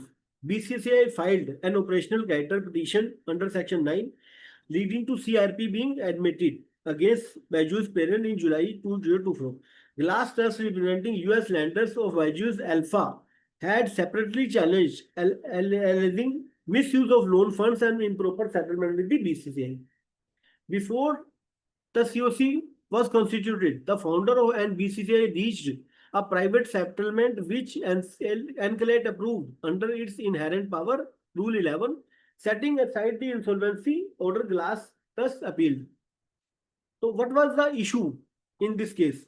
Issue decided by the Supreme Court whether NCLT could sanction withdrawal of CRP settlement by passing the statutory process under Section 12A of IBC.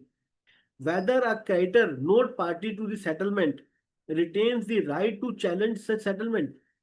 Whether inherent power under the tribunal's rules can override the mandatory insolvency withdrawal procedure prescribed by law. Court's observation was there. The Supreme Court held once insolvency is admitted, proceedings become REM, affecting all stakeholders, including financial creditors who were not part of the settlement. Emphasize that Section 12A of IBC mandates withdrawal only COC approval, 90% of voting right. The NCLT sanction not via direct appeal or settlement presented to NCLT. Clarified the Rule 11 power cannot override clear statutory provisions. NCLT's reliance on inherent power was found to be inappropriate and unauthorized. Decision and verdict: Supreme Court set aside the NCLT order approving withdrawal of CRP via settlement, directed that the 158 crore paid in settlement be placed into escrow under COC management, affirms that Glass Trust and other creditors can participate and object under Section 12A procedure via properly constituted COC. What was the principle in this? In RAM character of CRP, insolvency affects all stakeholders, not just signatory of any settlement. What was the statutory primacy? Section 12A procedural safeguards, okay, are mandatory. No substitution of process. NCLT is inherent. Rule 11 powers cannot override explicitly statutory mandates. Means earlier we have discussed that Rule 11 give the inherent power to NCLT or NCLT, but they cannot overrule. Means, for example, the objective of this code is maximization of value of an asset. Okay, if they are not, they cannot override the another rule which is already defined in the IBC code. Okay, if there is rule defined, so then they cannot override, they cannot overrule those specific provision. If there is no specific provision, then the inherent power is given to deal the special issue or concerns. Creditors protection excludes private deals that risk prejudicing unsecured or absent creditors. Glass Trust financial creditors status and rights were upheld. Courts recognized misuse of the settlement money as potential diversion from lender claims. The court reinforced that tribunal state powers must align with the legislative design, focusing on collective decision making via COC. Okay. Now, what were the key takeaways? CRP withdrawal must strictly follow Section 12A requiring COC and NCLT consent. Financial creditor retain right to challenge settlement affecting their rights. Inherent power cannot override structured procedural safeguards. Actually, we discussed this case for this purpose. Transactions aimed at circulative formal insolvency must be scrutinized. Case sets binding precedent, strengthening creditors' protections are procedural integrity. What was the conclusion? The Glass Trust Baiju's judgment makes a pivotal moment in insolvency jurisprudence, affirming the supremacy of statutory framework over tribunal discretion, strengthening collective decision making under IBC, and protecting the right of all creditors. This case will significantly inform future protocols related to group insolvency, cross-border coordination, and settlement frameworks. Okay, why we are discussing this case? Because we want to discuss कि if Rule 11 give inherent power to the court, so then the adjudicating authority will use this rule for the purpose of this code. Okay, if the purpose of this code is already defined, so they cannot overrule this objective. Okay, means if there is a specific provision given in Section 12A, so they cannot overrule this Section 12A. Okay, if they don't have specific provision, so inherent power given to the adjudicating authority to handle and manage as a special issues or concern. Okay, so inherent power means it doesn't give the power to override or rule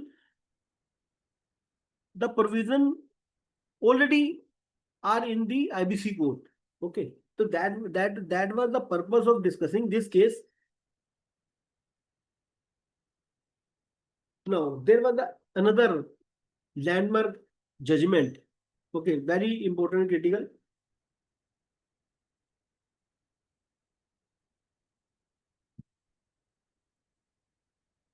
Uncleared judgment in the landmark case Atlas Assets Reconstruction Company Limited and versus Sachet Infrastructure Private Limited others. Case name and citation: Atlas Assets Reconstruction Company versus Sachet Infrastructure Private Limited and others. The tribunal uncleared the judgment given on 20th September 2019. Okay, appeal number was 377 to 385 or 2019. Okay, first we will discuss the background. Adels ARC acquired debt originally owned by Adel Landmark Limited. That was the principal borrower, backed by corporate guarantees from several related entities. Okay, means Adels ARC acquired debt originally owned by Adel Landmark Limited, principal borrower. The group of companies including Sachet Infrastructure Private Limited, Magd Realtech, Mahak Realtech, Samisha Estate, and Jamwant Estate planned a residential township together. Okay. CIRP has been initiated only against the principal borrower under Section 7 of the IBC. Okay. Now, Adels ARC filed separate application to initiate CIRPs against the guarantor companies, arguing that project completion required insolvency process involving all participating entities. NCLT had dismissed these while citing patent that multiple CIRPs for the same debt were not maintainable. Okay, so NCLT means dismissed on that basis. What were the key issues? Whether simultaneously CRPs can be initiated under 7 against multiple corporate debtors, guarantors for the same set of claims. Okay. Whether the interconnected role of these companies in a joint development project justified a coordinated group insolvency approach. Unclear observations and legal reasoning recognized that the guarantor companies had collaborated in a joint consortium with Adel to develop a township project, including shared licensing and project responsibility. Discussions from Pyramid Enterprises present which held that duplicate insolvency applications for the same debt were not maintainable. Okay. On fact revealing collaborative involvement and interdependence among the grantor entities, emphasizing that allowing only adult landmarks CIP while executing consortium companies would hinder project completion and prejudice stakeholder and creditors. What was the decision given? Set aside the unclaimed impugned order, rejecting CRP petitions against grantor companies, directed the Educating Authority NCLT to admit petitions under Section 7 against 5 corporate debtors. Okay, clarified that the resolution professional appointed for adult landmarks should act as a common RP for all the entities, mandated consolidation into a group insolvency process under unified RP guidelines, aiming at a consolidation resolution for the township. Okay. Means that is also a very landmark judgment, because we also follow Videocon judgment and also follow Eduless Assets Reconciliation Company. There were 5 companies who were interlinked, okay, and working on this same project, okay, and that was the interlinked. So that's why decision was taking. All the companies will go into the group insolvency process.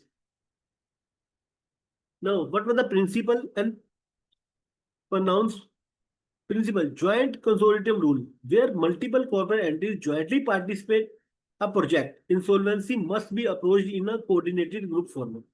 Okay. One company took a loan, but there are another companies jointly working on a one project. So then all the group companies will go into the insolvency. Group insolvency recognition, multiple CRPs can be initiated for the same debt when the debtor companies are collectively engaged in a single economic project. Okay, so that was the explanation. Common RP and consolidate plan. Appointing one RP enables streamlining proceedings and a unified resolution plan. Functional approach over formality, enterprise reality and project independency govern decisions even if statutory test is silent on the group insolvency. See,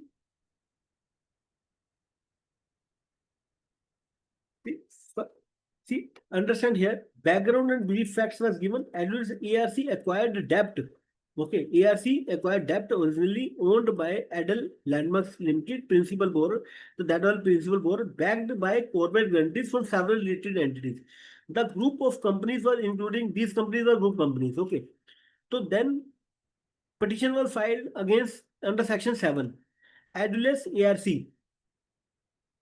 filed separate applications to initiate CRP. Okay, against the grantor companies, but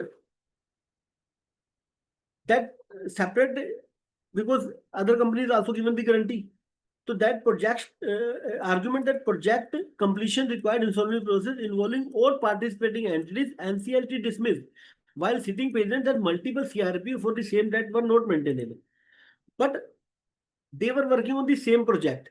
Whether similarly CRP can be initiated under Section 7 against multiple corporate debtors for the same set of claims, whether the interconnected role of these companies in a joint development project justified coordinated group insolvency approach.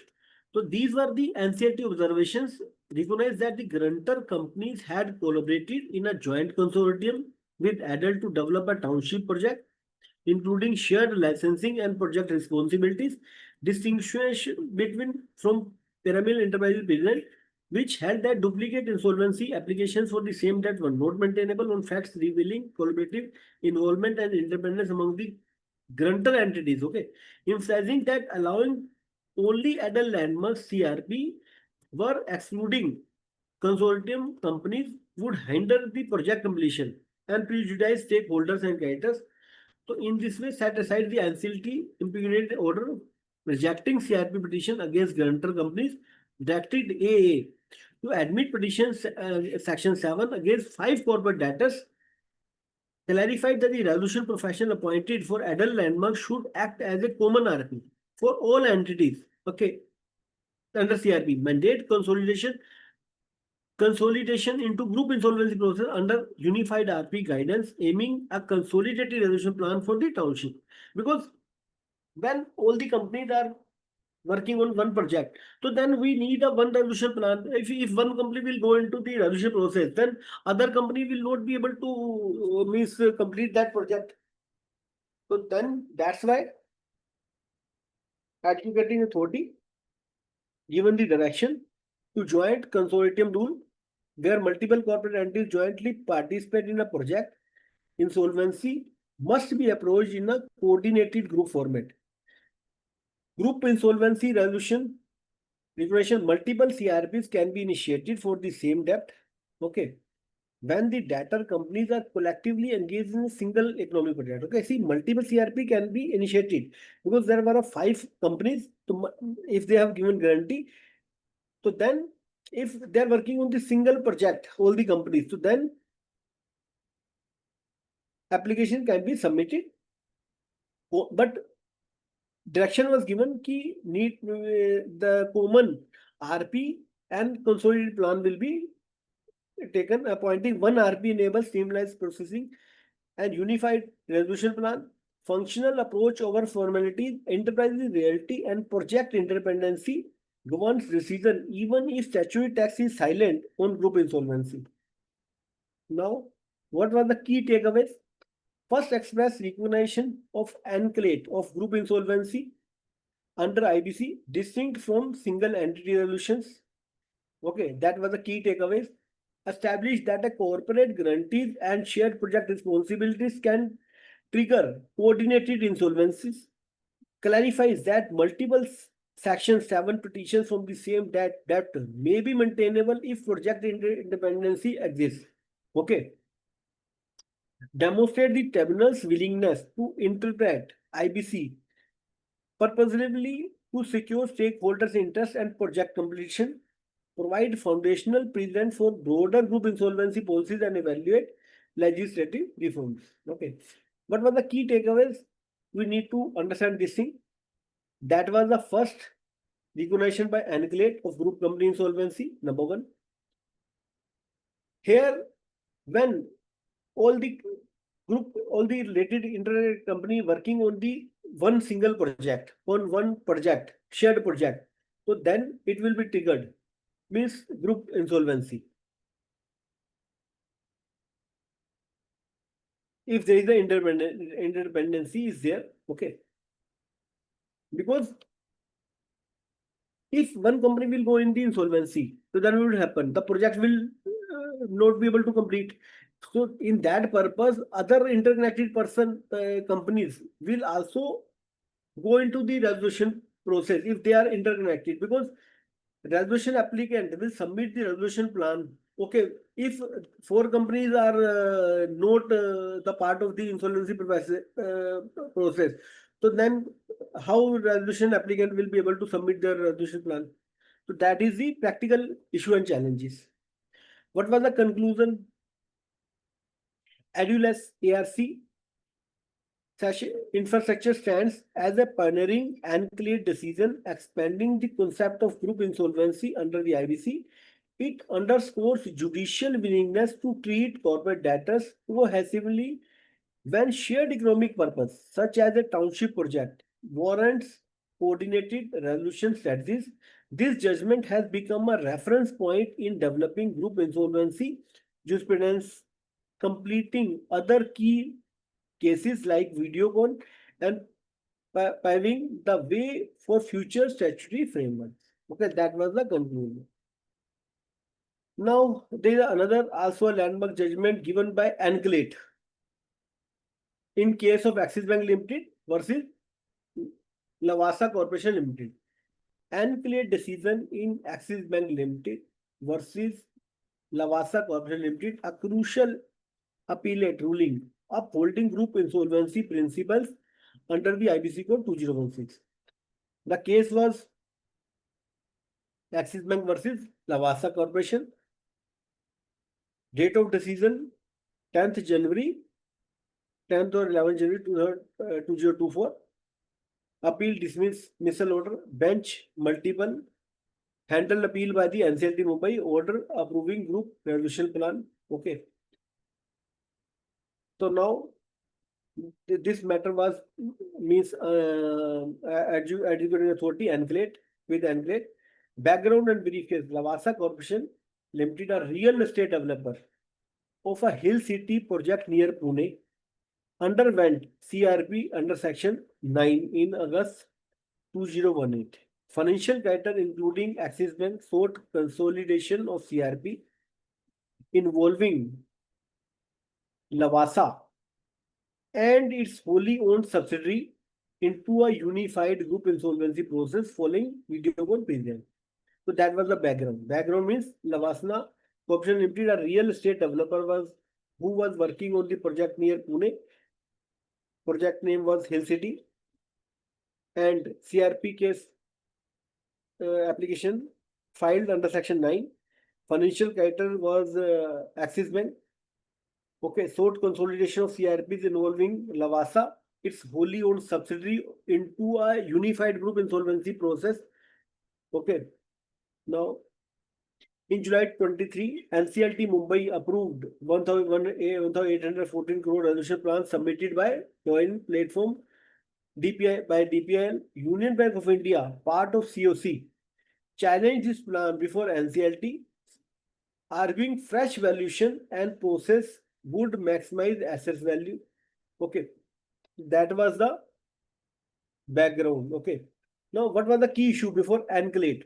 Is the Enclate required to set aside NCLT's sanction of the resolution plan on asset maximization grounds? Does being COC member preclude a creditor from challenging its own approved plan? Okay, if COC already approved, so then the challenge can be done. Can value maximization alone justify recalling a resolution plan after NCLT approval? Because if NCLT approved, that means COC also approved. Okay, if COC approved and NCLT approved, so then that plan can be recalled. Enclate observing a reasoning. Union Bank was part of the COC, voted in favor of 96.41 of DPI's plan, making it challenging contradictory to its position. Okay. Enclate found no procedural for legal deficiency for NCLT's approval. Asset maximization alone, it's a valid ground for invalidating a plan once accepted. Emphasize that COC decision bound its member. A creditor cannot dissent after approving the plan. The tribunal affirmed that once NCLT sanctions a plan, retrospective challenges based solely on valuation are not permitted. Decision by Enclate rejected Union Bank's play, affirming the Enclate's approval of DPI's resolution plan held no merit in the appeals, stating assess maximization is not a ground for recalling approved resolution. Now, principal binding effect on COC, vote members cannot challenge plans they have supported. Financiality of judicial sanction, Enclate will not overturn NCLT approved plans absent statutory and non-compliance. Okay. Commercial wisdom difference courts defer to COC collective business judgments unless bona fide or illegal. Continuity of group insolvency framework underlined Videocon and Lavasana group consolidation as valid even on appeal. Significant reformed group insolvency principles are upheld by NCLT, Lavasa, and earlier Videocon decisions. Highlighted constraints on reporting approved resolution plans solely for reasoning recoveries. Established that group insolvency arrangements are legally sustainable even on appellate review. Sent signals to creditors that commercial negotiation outcomes within CRP must be respected when COC approved. These were the significance and impact. Okay, what were the key takeaways? Videocon consolidation standards continue to be respected at the appellate level. COC-led decisions are binding. A creditor cannot reverse its own vote post facto. Commercial wisdom is immune to challenge based solely on potential for higher assets recovery. Enclate reinforce judicial restraint once mandatory requirement. For example, if COC already approved the resolution plan and NCLT already approved the resolution plan, then see if COC come and means file application who means want to recall after approval. So then that is not means allowed as per the IBC code. Conclusion: Anclate ruling in Axis Bank versus Lavana Corporation Limited significantly strengthens the jurisprudence on group insolvency under IBC by affirming consolidation order based on Videocon principles, upholding the binding nature of COC decision, rejecting judicial second guessing of approved plans on value grounds unknown. The decision makes a key appellate validation of group insolvency practices in India IBC framework. Okay, there is another very important critical judgment by Honorable Anclate in the landmark case of Binani Industries versus Bank of Baroda. Okay, Anclate judgment in Binani Industries Limited and Bank of Baroda. The judgment given on 14 November 18, bench Justices S.J. Mukhopadhyay, Chairperson, and Justice B.L. Bhatt, Member Judicial. Background: CRP was initiated against Binani Cement Limited, a subsidiary of Binani Industries Limited. Default on secured financial debt. The group includes subsidiaries like Binani Zinc and Goa Glass Fiber. Okay, means CRP was initiated against Binani Cement Limited, a subsidiary of Binani Industries Limited. Okay. For a default on secure financial debt, the group includes subsidiaries like Binani Zinc and Goa Glass Fiber. Multiple appeals were filed, including Binani Industries Limited, challenging COC decisions, and by RP contesting adverse observation made against him by NCLT authorities. Okay, so that was the background and brief facts in this case. Okay, because when we are discussing any case, we need to first understand what was the background and brief facts, and after the on that basis, what was the key observation by the honorable court, what was the judgment given by the honorable court. Now, these were the background brief facts. Now, what was the key issue? Validity of the resolution plan. Was the plan by Ultratech discriminatory or unfair under section 30 and 31? Right of operational and financial criteria is partially or differential treatment unlawful. Validity of adverse observation, where they justified against the RP when COC approved the plan. Okay, so these were the key issues. What were the observation and reasoning given by Anclate? The Anclate emphasized that resolution plan must balance stakeholders' interest and avoid unfair discrimination between financial and operational criteria.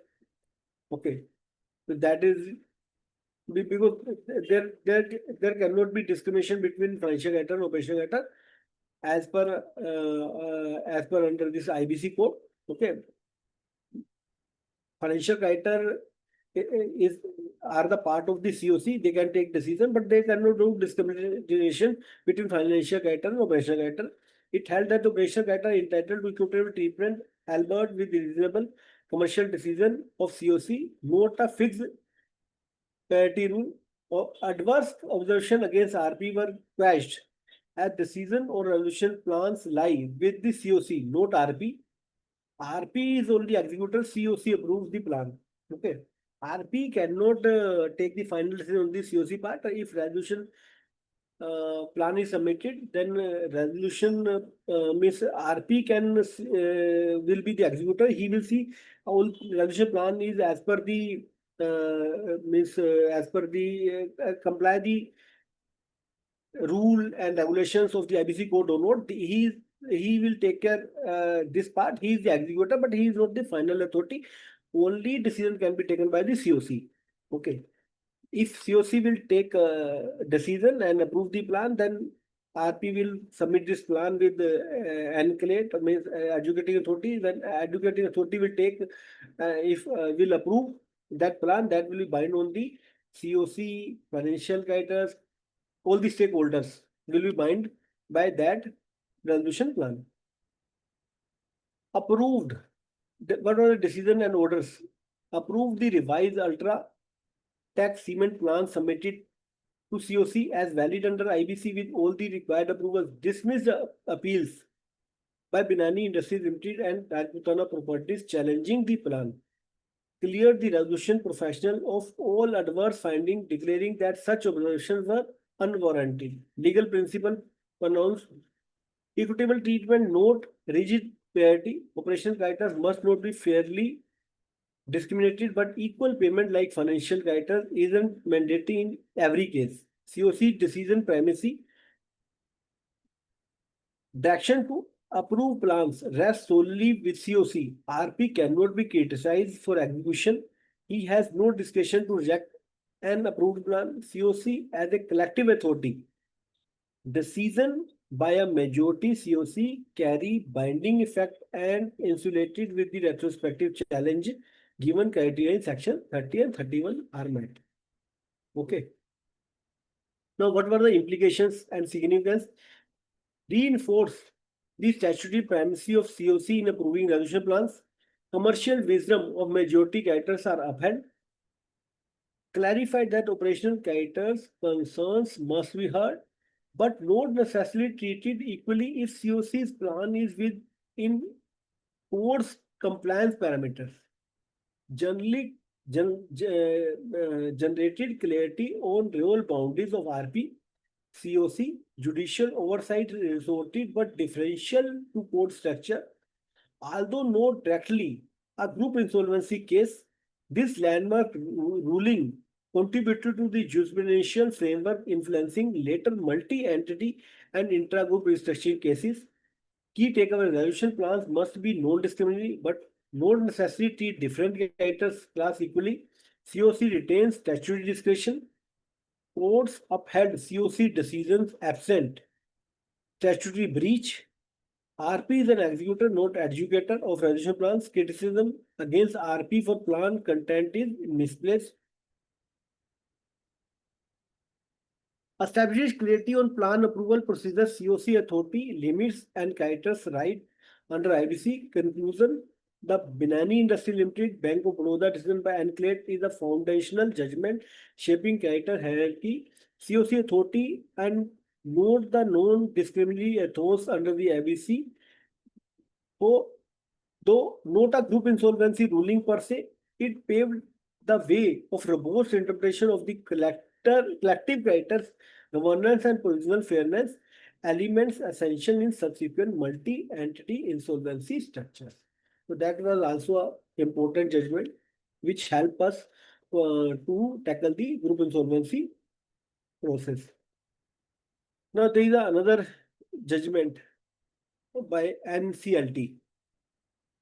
Okay. NCLT judgment in the landmark case, Unsell Properties and Infrastructure, Group Insolvency. NCLT background, what was the background? Background and CRP admission, Ansel API, a real estate firm facing manifold home buyers complaints and project delays, owed 257.43 crores to ILNFS Financial Services Limited. Disputes over actual amount was 83 crore claimed by Ansel. Did not affect admissibly of insolvency proceedings. The NCLT New Delhi bench admitted the Section 7 on 25th February 2025, appointing an IRP and declaring a moratorium. Okay, what was the key issue before NCLT enclave? Maintainability of petition by IL and FS of financial services. IL and FS classified as a financial character, default undisputed. NCLT admitted CRP despite repayment dispute about quantum. Intervention by home buyer and government authorities. Home buyers and RERA raised concerns over absence of rehabilitation and protection of their claims. UP RERA moved Enclate, challenging admission order and asserted failure to complete projects and owner recovery certificate obligations. Okay, now inclusion of government authorities as a party. Enclate allowed LDA and other government bodies to intervene the present claims for the 500 crore liabilities, including unauthorized land sale and penalties. Protection of home buyers enclave granted interim relief for over 5,000 home buyers, holding certain insolvency steps and allowing home buyers rise in subsequent proceedings. Now, what was the INCLAD decision and outcomes? Authority intervention. Government entities LDA, okay, Lucknow Development Authority and RERA permitted to join as a parties, submit affidavits and protect home buyers' right within CRP. Okay.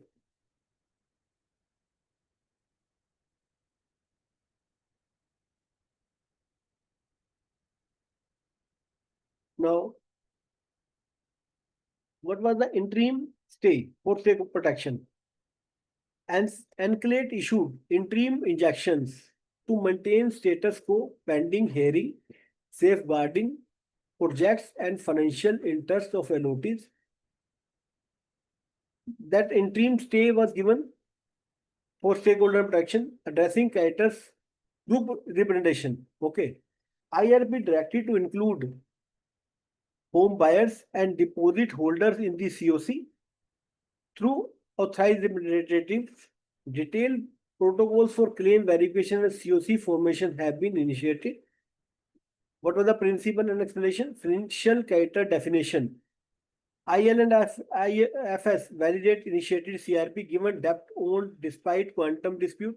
Third party intervention, RERA and LDA as a public authority qualified to represent public interest in insolvency, stakeholder equity.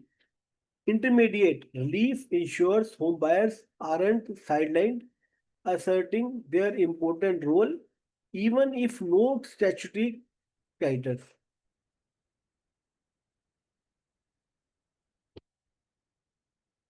Now, transparency and inclusion, COC must include diverse stakeholders group via authorized representatives. Implication significance marks one of the first high-profile insolvency cases where statutory bodies RERA, LDA secured participation right in CRP. That was the first case when statutory bodies was included in the CRP process because there was a note statutory character was identified. Recognize home buyers as essential stakeholders. Requires transparency and organized claim verification under IARP guidance. Signals in evolving jurisprudence acknowledging right of non-financial creditors and government entities in real estate insolvencies. Set precedents for real estate group insolvencies involving multi-authority and multi-stakeholder claims. Okay, see here, set precedent for real estate group insolvency involving multi-authorities and multi-stakeholder claims. What were the key takeaways? Insolvency petitions by financial creditors are maintainable even when amount is disputed but default established. Regulatory and municipal authorities, RERA, development agencies can intervene in CRP to protect public interest. Okay, means regulatory and municipal authorities also can be a party in the CRP process.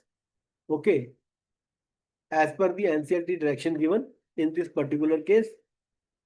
Okay, and they can also intervene CRP to protect public interest because these authorities were included so that they can protect the public interest. Okay, home buyers no statutory creditors. So home buyers were not statutory creditors. Okay, but deserve meaningful representation and relief in the insolvency process. Okay, insolvency proceeding involving real estate firms must ensure transparency, inclusion, and claim verification protocols. CRP facing is subject to judicial oversight to uphold fairness of all stakeholders, including non-traditional creditors. Means in this case, what happened? There was a note. Means case can be submitted by financial creditor, operational creditor, corporate debtor. But here there was a note proper statutory creditor was there. home buyers were included in this case, okay, for the purpose of meaningful representation and relief in insolvency process, okay. So, and government authority included in this case so that they can protect the public interest, okay. Insolvency petition by financial guarantors are maintainable even when amount is disputed but default established. Okay, in then that application is means accepted by the adjudicating authority. In this case, there was a note statutory guarantor was there as per the requirement of the IBC code. Okay, so that was the key takeaways. Now, what was the conclusion? The Ansan API insolvency case provides vital jurisprudential learning in group insolvency and real estate corporate insolvency. It highlights how insolvency law is adapting to include non-financial guarantor, okay, regulatory bodies and public interest safeguards in CIP process. This evolving jurisprudence will be a key reference point as India shapes statutory framework for group insolvency and stakeholder protection. But the key judgment was given on that part. That is very critical, crucial, and important because law is adopting to include non-financial data. There was a non-financial data was not there, but for the sake of saving the interest of the home buyers, the proper representation from home buyers was means considered. Regulatory bodies for the purpose of public interest. Okay, so on that basis, the action was given by the honorable court. Okay, so and that case is also a very landmark case for the means for the purpose of future in, for future landmark future cases, and also it will be the base for the uh, for working committee for the specific provision for group insolvency or cross-border insolvency process. Now there is another landmark cases, NCLT judgment. In the landmark case, State Bank of India, Regain Power Tech Private Limited, and Regain Infrastructure and Services Private Limited. The State Bank of India versus Regain Power Tech Limited, RPPL, and Regain Infrastructure and Services Limited. Now, Terminal NCLT Chennai bench appeal before Anclate Chennai. Anclate decision in August 2023. The background. Company appeal number was 323/2021. Background and brief facts were Regain Power Tech Private Limited, RPPL, holding company, and Regain Infrastructure and Services Private Limited is a subsidiary company, were engaged in interlinked operations. Okay, with both the companies are interlinked operations. Okay, a petition filed under Section 7 by SBI triggered CIRP against RPPL. Okay, that was the holding company. Okay. Okay, now petition filed against by SBI for CRP process against RPPL, which were the holding company, and subsidiary company was RISPL. An operational guider moved before Anclate, seeking consolidation of CRP for both RPPL and RISPL, sitting their functional interdependency. Okay, because there was a interdependency, means functional interdependency was there between two companies. So that's why operational guider moved to the Anclate and asking means requesting for consolidation of both the companies for the purpose of CRP process. Because if when holding company will go into the CRP process, then what will happen with the subsidiary company? Okay, so definitely subsidiary company is the part of the holding company. Okay, so then that subsidiary company will also go into the resolution process. Issue before this tribunal, whether separate CIRP for holding company and its subsidiary should be consolidated given their business interconnection. That was the issue. Can consolidation be ordered even when statutory provision doesn't expressly allow it? Because as you know, we don't have any specific provision for group consolidation, group insolvency. Is consolidation permissible under IBC as a means to maximize group value? But here, what is given here?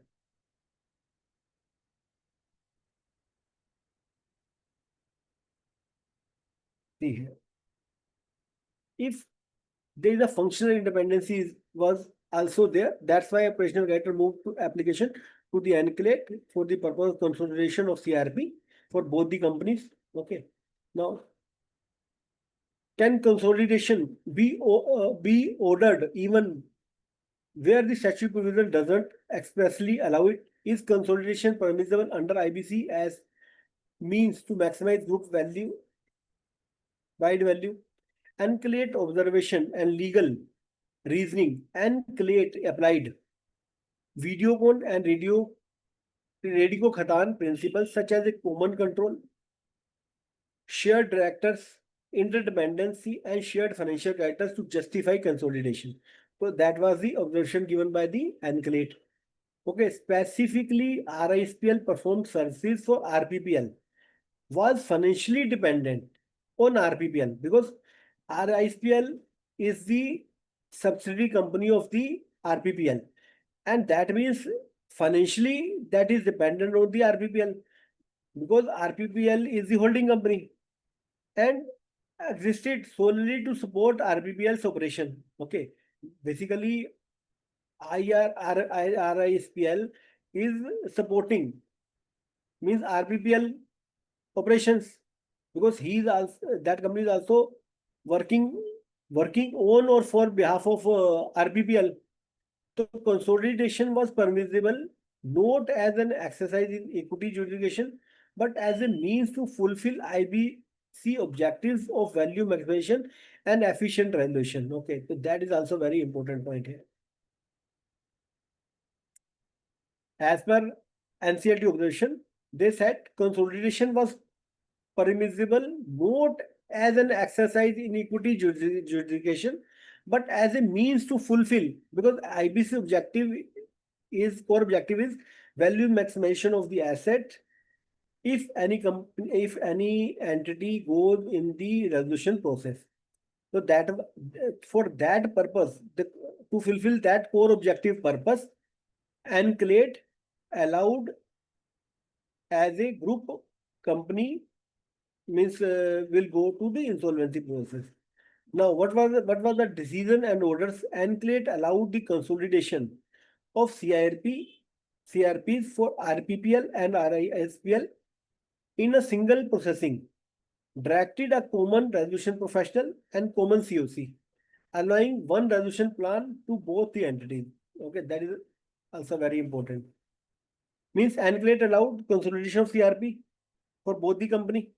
Okay, because they are financially interconnected, IRSPL interconnected with RPPL and RESPL is working and supporting operationally to the RPPL and there is the interdependency between the two companies and both companies are in the same management group.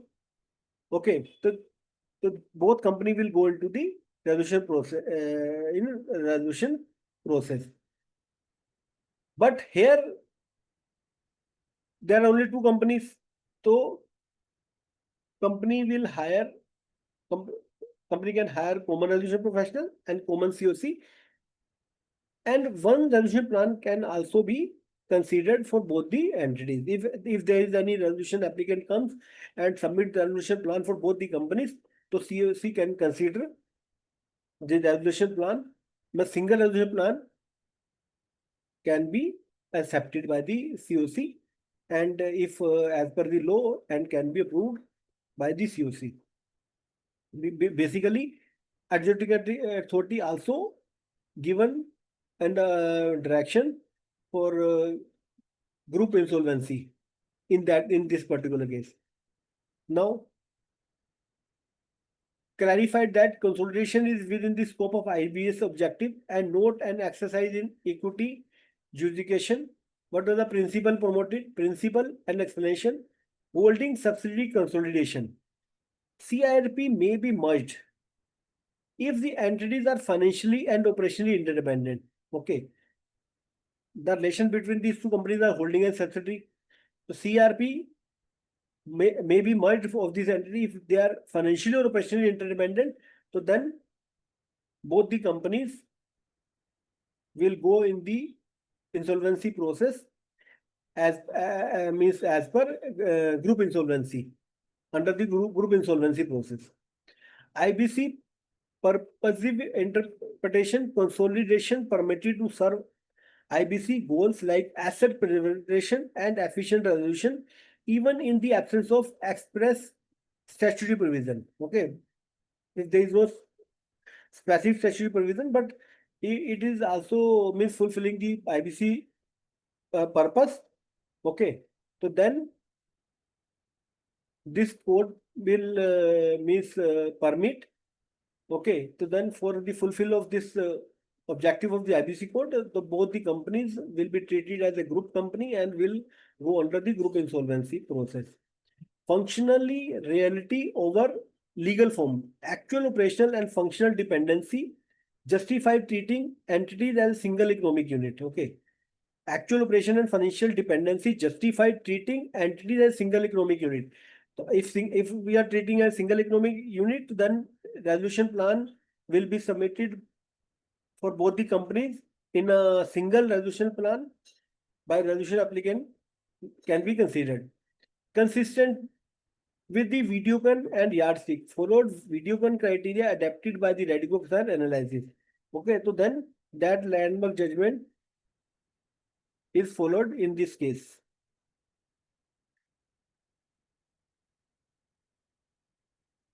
What is the impact and significance?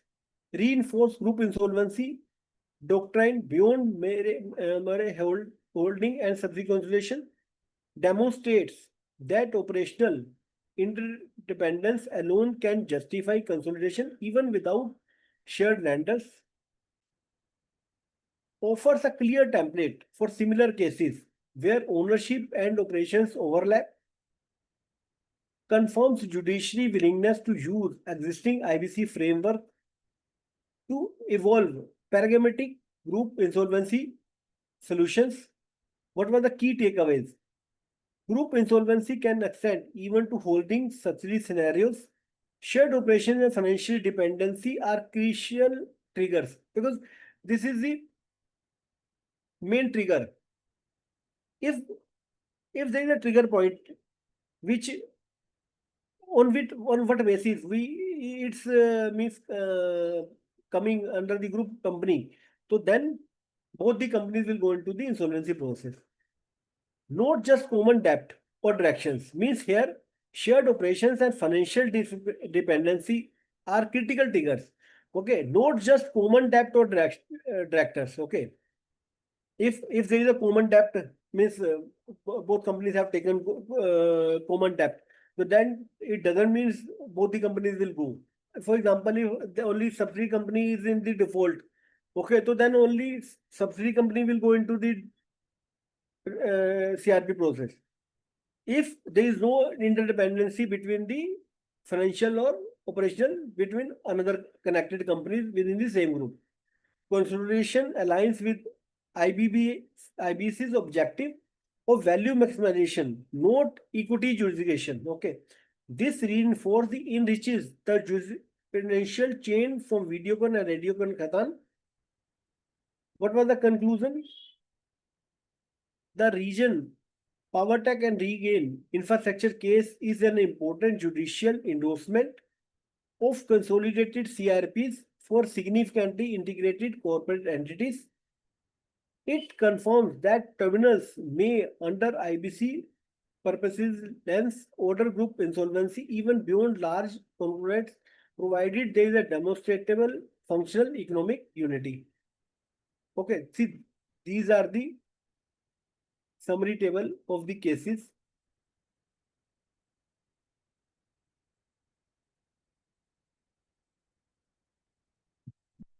for your ready reference, we can summary table of the landmark insolvency judgments.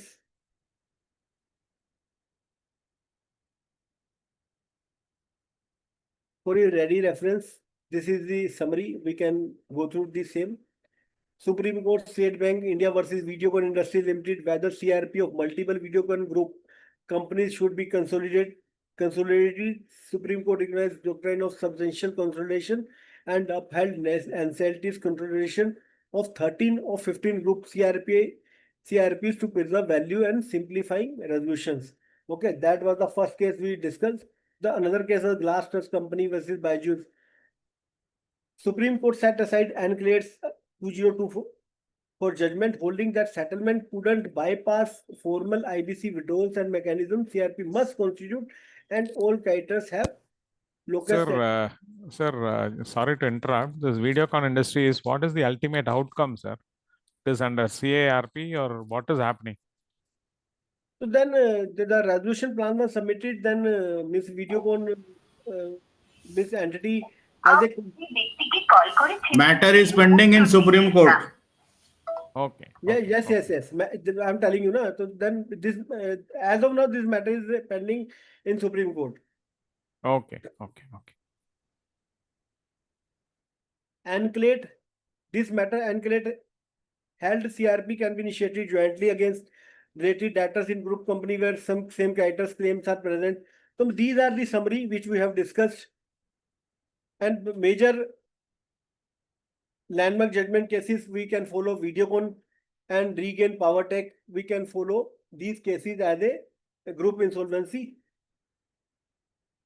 cases. These cases we can follow. For the another cases, unless and until the specific provision come into the IBC code.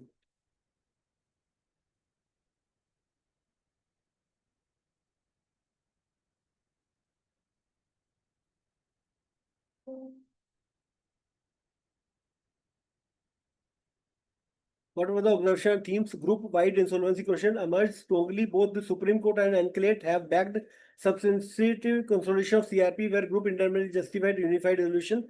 Videocon, these are the cases. Protection of operational creditors. Binani emphasized that resolution plan must treat operational creditors fairly. Rule of formal procedure in CRP withdrawals and settlement in Beju cases, the Supreme Court reinforced that Anclate cannot bypass statutory mechanism. Formal withdrawal process must be respected. Neutrality and conduct of resolution professional in the Regain Power Tech case, concerns were raised and Anclate and Supreme Court levels regarding RP neutrality during the insolvency process. And last point was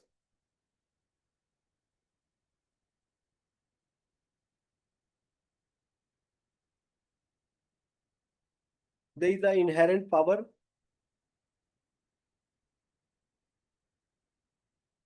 Nothing in these rules shall be deemed to limit or otherwise affect the inherent power of the tribunal to make such orders as may be necessary for meeting the ends of justice or to prevent abuse of the process of the tribunal. So that is the inherent power given to the adjudicating authority in case of special issues, unless until the specific rule and regulations are added in the IBC code. Okay.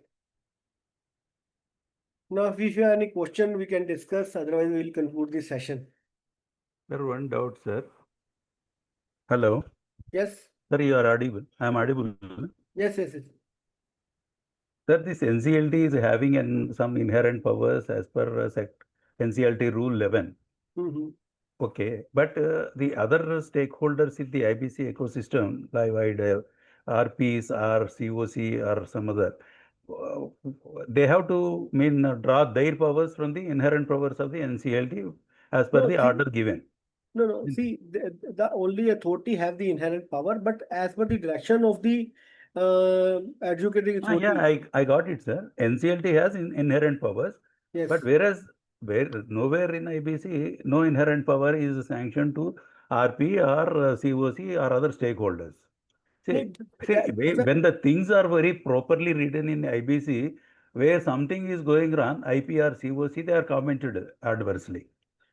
In this type of cases where the NCLT using inherent powers and RP based on the judgment of NCLT proceeding the further action, will it not be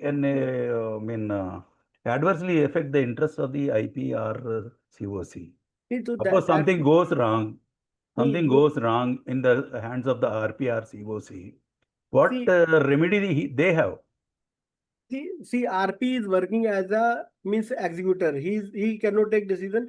That's why we are waiting for the specific rule and regulations for the group insolvency. RP will have to follow to work as a executor. Yeah, that is true. When the things are written in like the way for individual, say RP cases in IBC. But in group insolvency, no instructions are framed so far or enacted. I think, proceeding by RP based on the NCLT's powers, I think it is something, very hesitating. See, we have to follow we have to follow all the rules and regulations of IBC code. If IBC code says that we have to, these are our duties, we have to do these things, we are doing all those things as per the IBC code, and we cannot override. And in fact, means adjudicating authority also cannot override the rule and regulations which already defined in the IBC code. That is there, that in one case the NCLT's powers cannot be used for withdrawal of cases. That was the case. See, if, for example, if inherent power is given to the adequate authority, but where there is no specific provision. See, they cannot also override the if there is any specific provision. If specific provision is giving saying ki 90% consent is required, okay, so then it doesn't mean ki inherent power gives the go to if they are taking 90%, 80%. So Yeah, they cannot do the changes now. No, they cannot do, but they have certain powers which are not defined in the IBC. If they had to use some discretion, then they will use the NCLT 11 rule. See, if there is no specific provision is there, so then they will use the inherent power. Inherent powers, yes. Inherent power, but considering the objectivity of this code, maximization of value of the assets. If there is no specific provision, for example, if group insolvency specific provision will come into the picture, so then they will also have to follow as per the IBC That code. will, if there is something written or some enactment is there, then there is no objection for RP to follow. But when there are no instructions and NCLT is using inherent powers and thrusting upon the RP to proceed for CARP of 13 companies consolidated and all that, it's all very risky. When a single case is handled, RP is something goes wrong, RP is penalized heavily, in so many cases.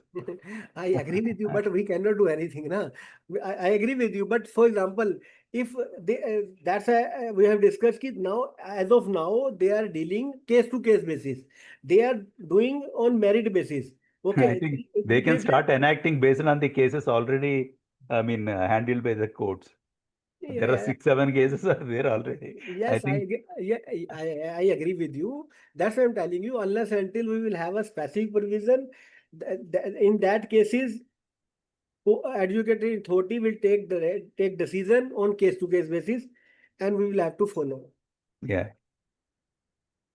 I agree with you, but we cannot do anything in this. Sir, it is becoming riskier and riskier. Okay. If you have any question, otherwise we will conclude this session. Sir, kindly share this PPT to ICA. Sure, I will share the PPT. It is very, very well compiled and all the case studies. And of course, there is no crystallized enactment.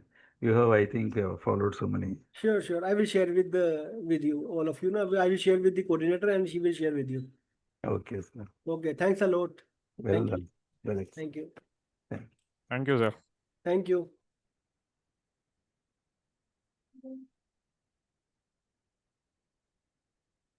Thank you very much, sir, for such a nice and wonderful session. Sir, please share the PPT of the session. Yeah. Madam, the PPTs of yesterday and today, you will send it to us through mail? Hello?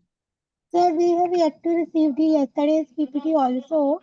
Whenever we will receive, we will forward it. Yeah, send it through mail. Even today's you send it through mail, number one. Number two, what is the CP credit Sure, you're giving for sure. CP hours mail, I will send it today itself. Okay, you will send us. Okay, fine, madam. Thank you. Thank you.